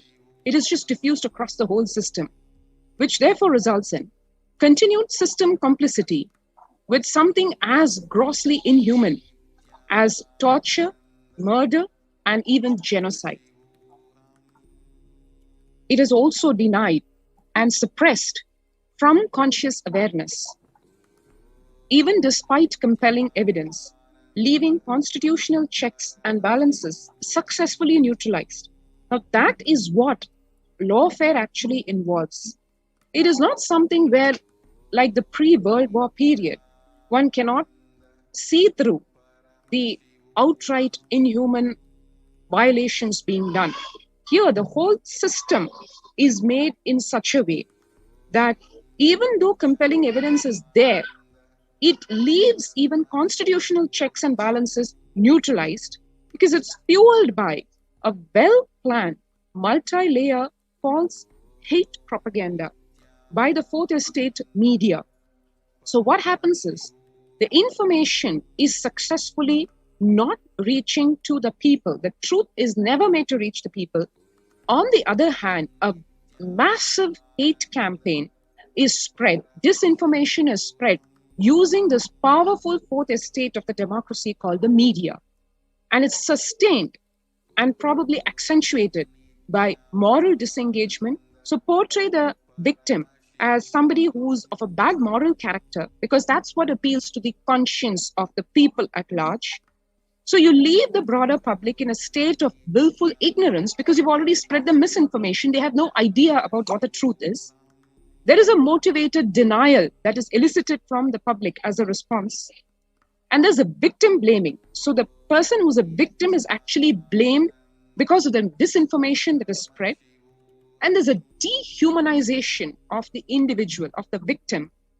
And overall, the whole ambience creates literally apathy, bystander apathy to even something gross as genocide. What is the responsibility of the state, one would ask, in such a case?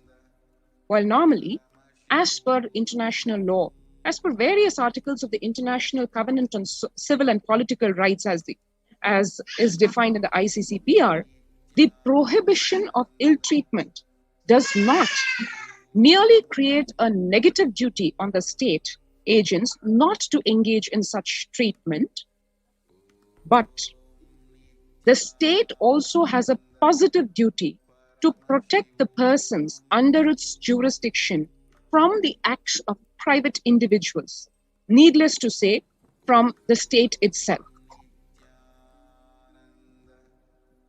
To just take an example of what it means to be targeted in very many ways, one can see, we'll just understand over here how as a minority leader, as a leader of so-called minority origin, linguistic minority to be more specific, the Supreme Pontiff of Hinduism was singled out, and how the whole linguistic differences were exploited to show the Supreme Pontiff of Hinduism as somebody who needs to be persecuted.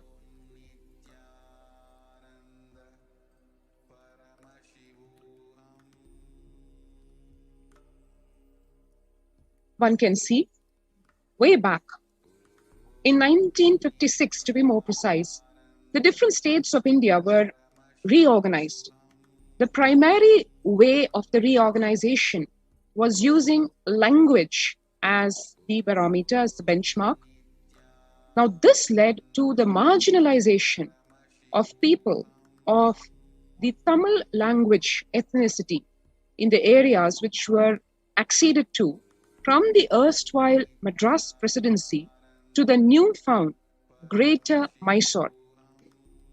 The city of Bangalore, which itself was founded way back in 1537, predominantly comprised actually people of Tamil ethnicity in its demographic composition.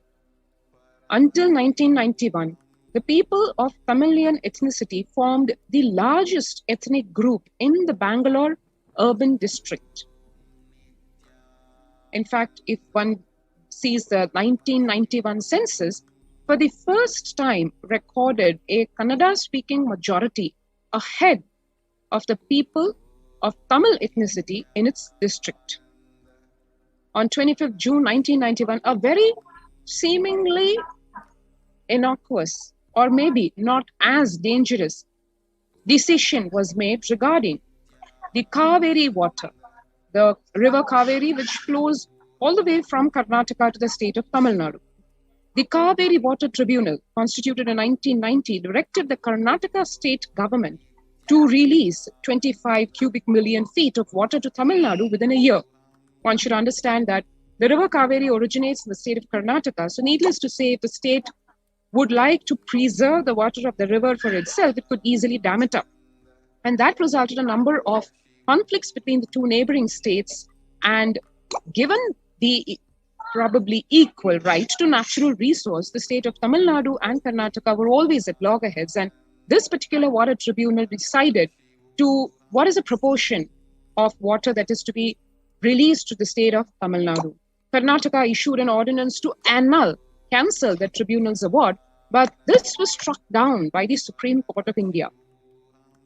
In fact, the tribunal's award was subsequently gazetted by the Government of India on 11th December 1991. The reason why we went into this in detail is to understand the very many literally axes of persecution done to the Supreme Pontiff of Hinduism, one being this particular one where we can see the immense amount of linguistic division created artificially amongst the people, amongst the citizens of the two states, and the natural animosity, or so-called presumably natural animosity created on the basis of division of natural resources. On the other hand, this is one aspect. The other aspect is The neo-Hindutva caste supremacists used this particular opportunity to incite further violence for petty political gains. The very next day, neo-Hindutva caste supremacist extremists of the Karnataka state called for a Bandh. A Bandh means like total lockdown. On 13 December 1991, alleging partisan behavior of the government of India. The leader of the neo-Hindutva caste supremacist extremists declared, Kaveri river is a mother of the Kannadigas, means the people of the state of Karnataka, so we cannot give water to anybody else. The very next day, 14 December 1991, the neo-Hindutva extremists allegedly roamed the streets of Bangalore carrying sticks, shouting slogans, beating up Tamil laborers. On the left, what you see is a repetition of what happened to the followers of the Supreme Pontiff of Hinduism in the very same vein.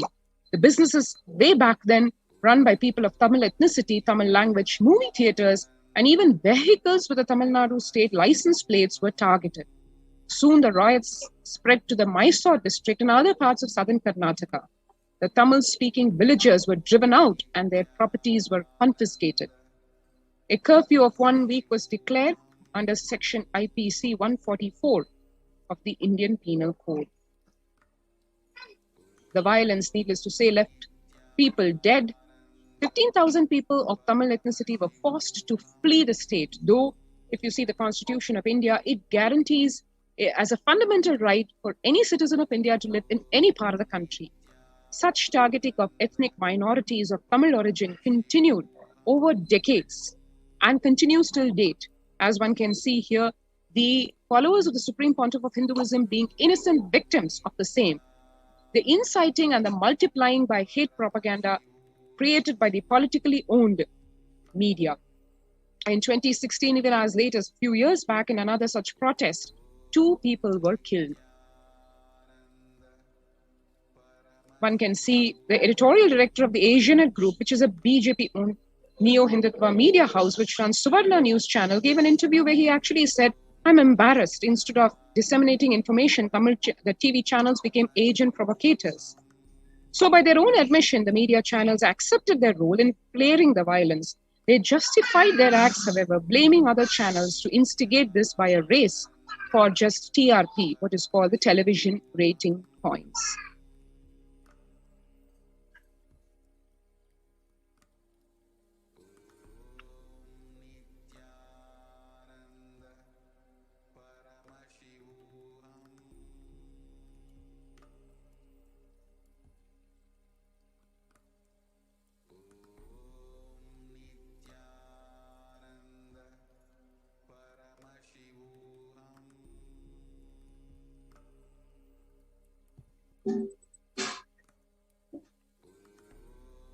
The neo-Hindutva leaders have extremely regressive views regarding the sexuality and the rights of people of non-conformist genders. The views of some go to the extent of justifying rape as a tool to suppress native Hindu traditions for their political agenda. Contrary to this, the gender fluidity and non-binary gender theories have always been seen as an everyday fact of life by native traditions worldwide. None of the genders were seen as a rule or an abnormality. Since time immemorial, Native Americans recognized 5 genders. Non-binary genders were recognized, documented, and accepted in Greek history. Native traditions like the Adi Shaivite minority tradition in Hinduism has recognized 11 gender identities. So the Sannyas Sampradaya, the monastic order established by the Supreme Pontiff of Hinduism, is unique in that it freely ordains women and allows women to perform temple rituals. Women constitute the majority of the senior leadership in by establishing his vision of Hinduism as not just orthodox, but also a highly progressive and committed to gender equality. The Supreme Pontiff of Hinduism has also ordained men and women from the scheduled caste, scheduled tribe, and Dalit communities which have been discriminated and sidelined by the neo-Hindutva ideologies. A media clip from 2018 highlighting the exclusion of women from the Hindu temples as a consequence of the neo-Hindutva extremist ideology who disregarded the Hindu sacred text, which is Vedagamas. So you can clearly see how ideologically the neo-Hindutva group is sorting something away from Vedas and Agamas, and they want to project that as Hinduism. While on the other hand, the Supreme Pontiff of Hinduism is reviving the ancient sciences as per Vedagamas, providing the authentic legitimacy of Hinduism to the entire Hindus. So here you can see Manitya Supriyananda Swami, who is the world's first woman Dalit Hindu monk in the contemporary era, who's performing the temple rituals in the main sanctum sanctorum at the headquarters as a female Hindu priest, which is completely ideologically different to these neo-Hindutva groups who are so gender biased. And here you can see a female brahmacharini offering the Aarti ritual to presiding deities in the main sanctum sanctorum at the headquarters of Nithyananda Paramashivam Devalaya. And Swamiji himself, the Supreme Pontiff of Hinduism himself, giving Devi Bhava Darshan as Devi Meenakshi Amman during different occasions. And today's event is also the Devi Parashakti's Akashic reading event.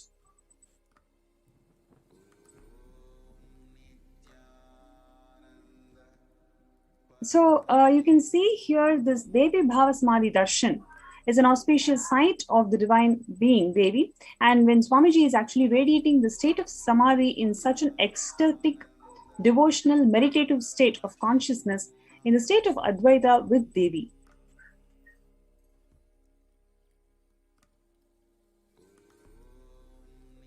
The Supreme Pontiff of Hinduism, Jagadguru Mahasannidhanam, His Divine Holiness Swamiji, has revealed that the Vedas and Agamas recognize 11 genders and prescribe the specific temple rituals to solemnize gay marriage, which is otherwise considered taboo in today's mainstream Hinduism. He has declared that he himself transcends gender and consequently suffered vicious persecution for his bold, progressive stance on LGBTQ issues. By rooting the legitimacy of gays, lesbians, and transgender people in ancient Hindu scriptures, the Supreme Pontiff of Hinduism is single-handedly challenging the LGBTQ discourse in India.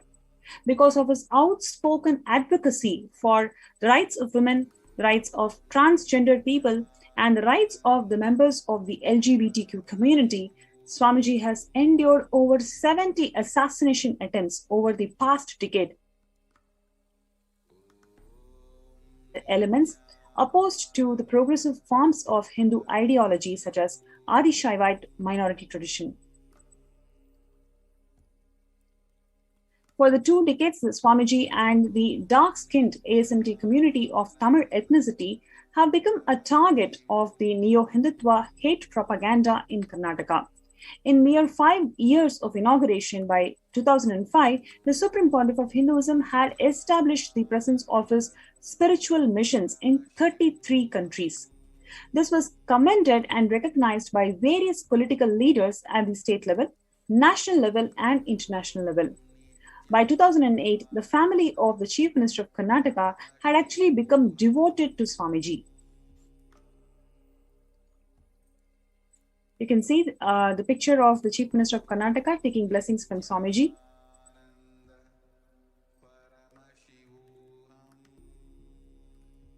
Here, the ex-Prime Minister of India, Sri Deve Gowda, who's actually taking blessings from Swamiji.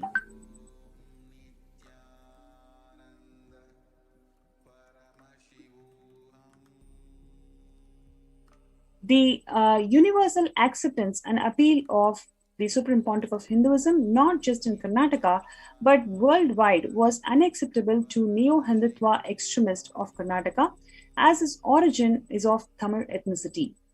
The politically owned media was directly complicit in the violence targeting the Supreme Pontiff of Hinduism and the Adi Shaivite minority community.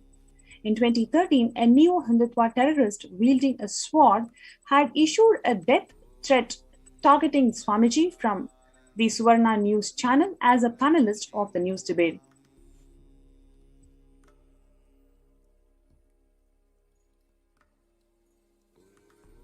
On 7th of June 2012, the Suvarna television head Ajit Hanumantavakar led a militant group to kill Swamiji and his chief administrator.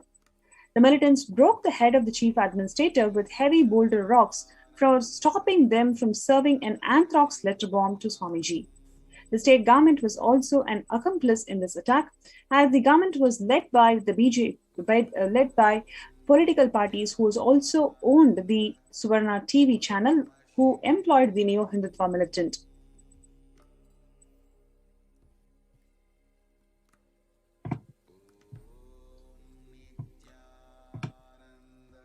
In this attack, no formal police complaint was accepted against the militant, and on contrary,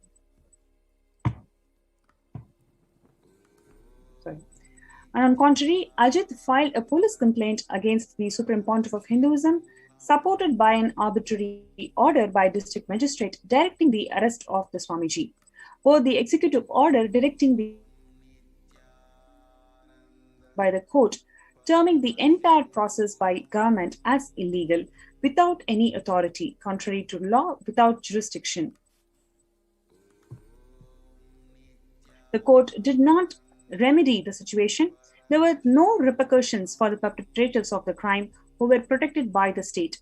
From 2010 to 2018, several attempts were made to kill Swamiji.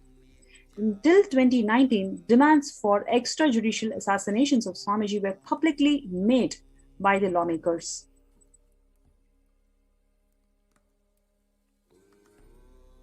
So you can see the amount of contributions that Swamiji has done for the humanity, for which he was persecuted by the anti-Hindu elements and neo-Hindutva groups. And despite all of that, what is he doing? He is only opening his doors of Kailasa more and more to the humanity, unconditionally. You can visit the Kailasas of Swamiji, stay there free with free food, accommodation, free internet services. You can work from home, and you can evolve spiritually. You can improve your health. You can really live most blissful life in the Kailasas of Swamiji, and all here to enable this, Swamiji has gone through immense amount of persecution. Yet it is his grace and compassion that he has opened up all the de facto spiritual embassies of Kailasa to one and all without any exception. So we invite every single person, whoever is suffering in this ongoing pandemic. Especially, we know that India is on verge with the third wave of COVID in September. With this, let's not take any risk. Let us be safe. Let us protect ourselves and the family. Let us join. We invite all of you to join our Kailasa, our Adi Kailasa Sarvangapeetam's protective preventive quarantine center that Swamiji has opened unconditionally to one and all.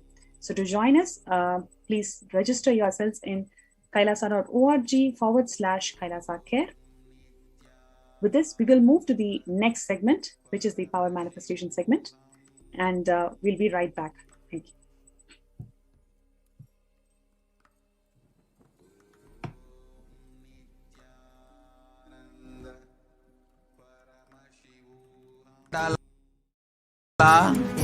And the jati ecosystems, the caste ecosystems,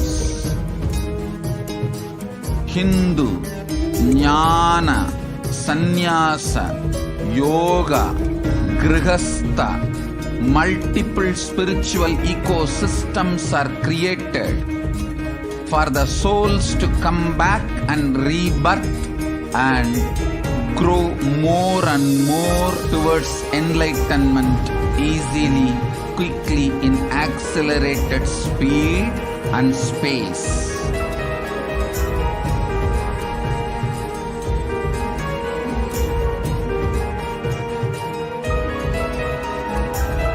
Understand the secret of Sayujya Mukti.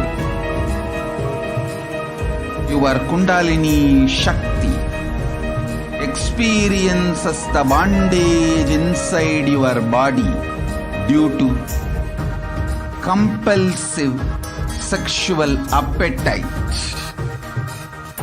All the male bodies building intense yogic body through yoga and pranayama, building the mind of Tyaga centric, will heal your compulsive sexual appetite and make you reach Sayujya. All female bodies, love-centered care, serving every being will liberate you from the compulsive sexual appetite and make your Kundalini reach Sahasrara, which is Kailasa, Paramashivoham, Sayujya.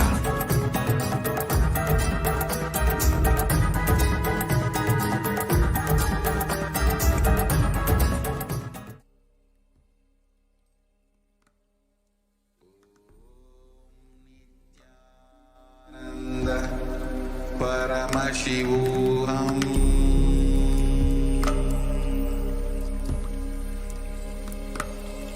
Om Nithyananda Paramashivoham.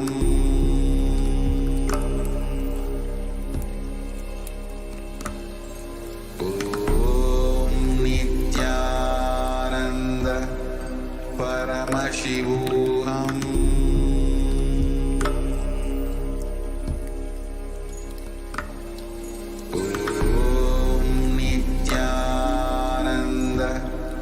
Paramashivoham.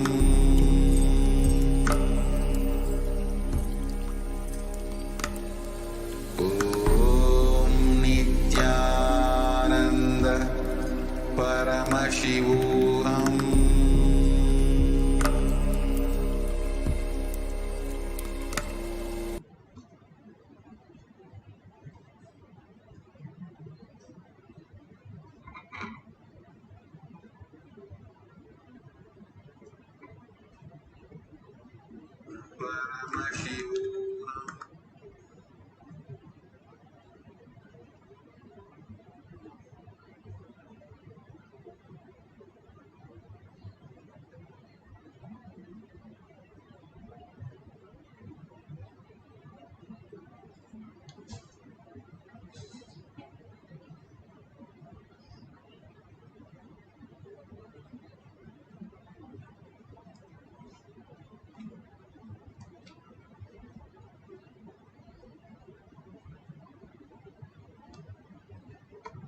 His Divine Holiness, Bhagavan Nithyananda Paramashivam.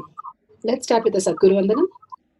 Nithyanandam Paramasukhanam Kevalam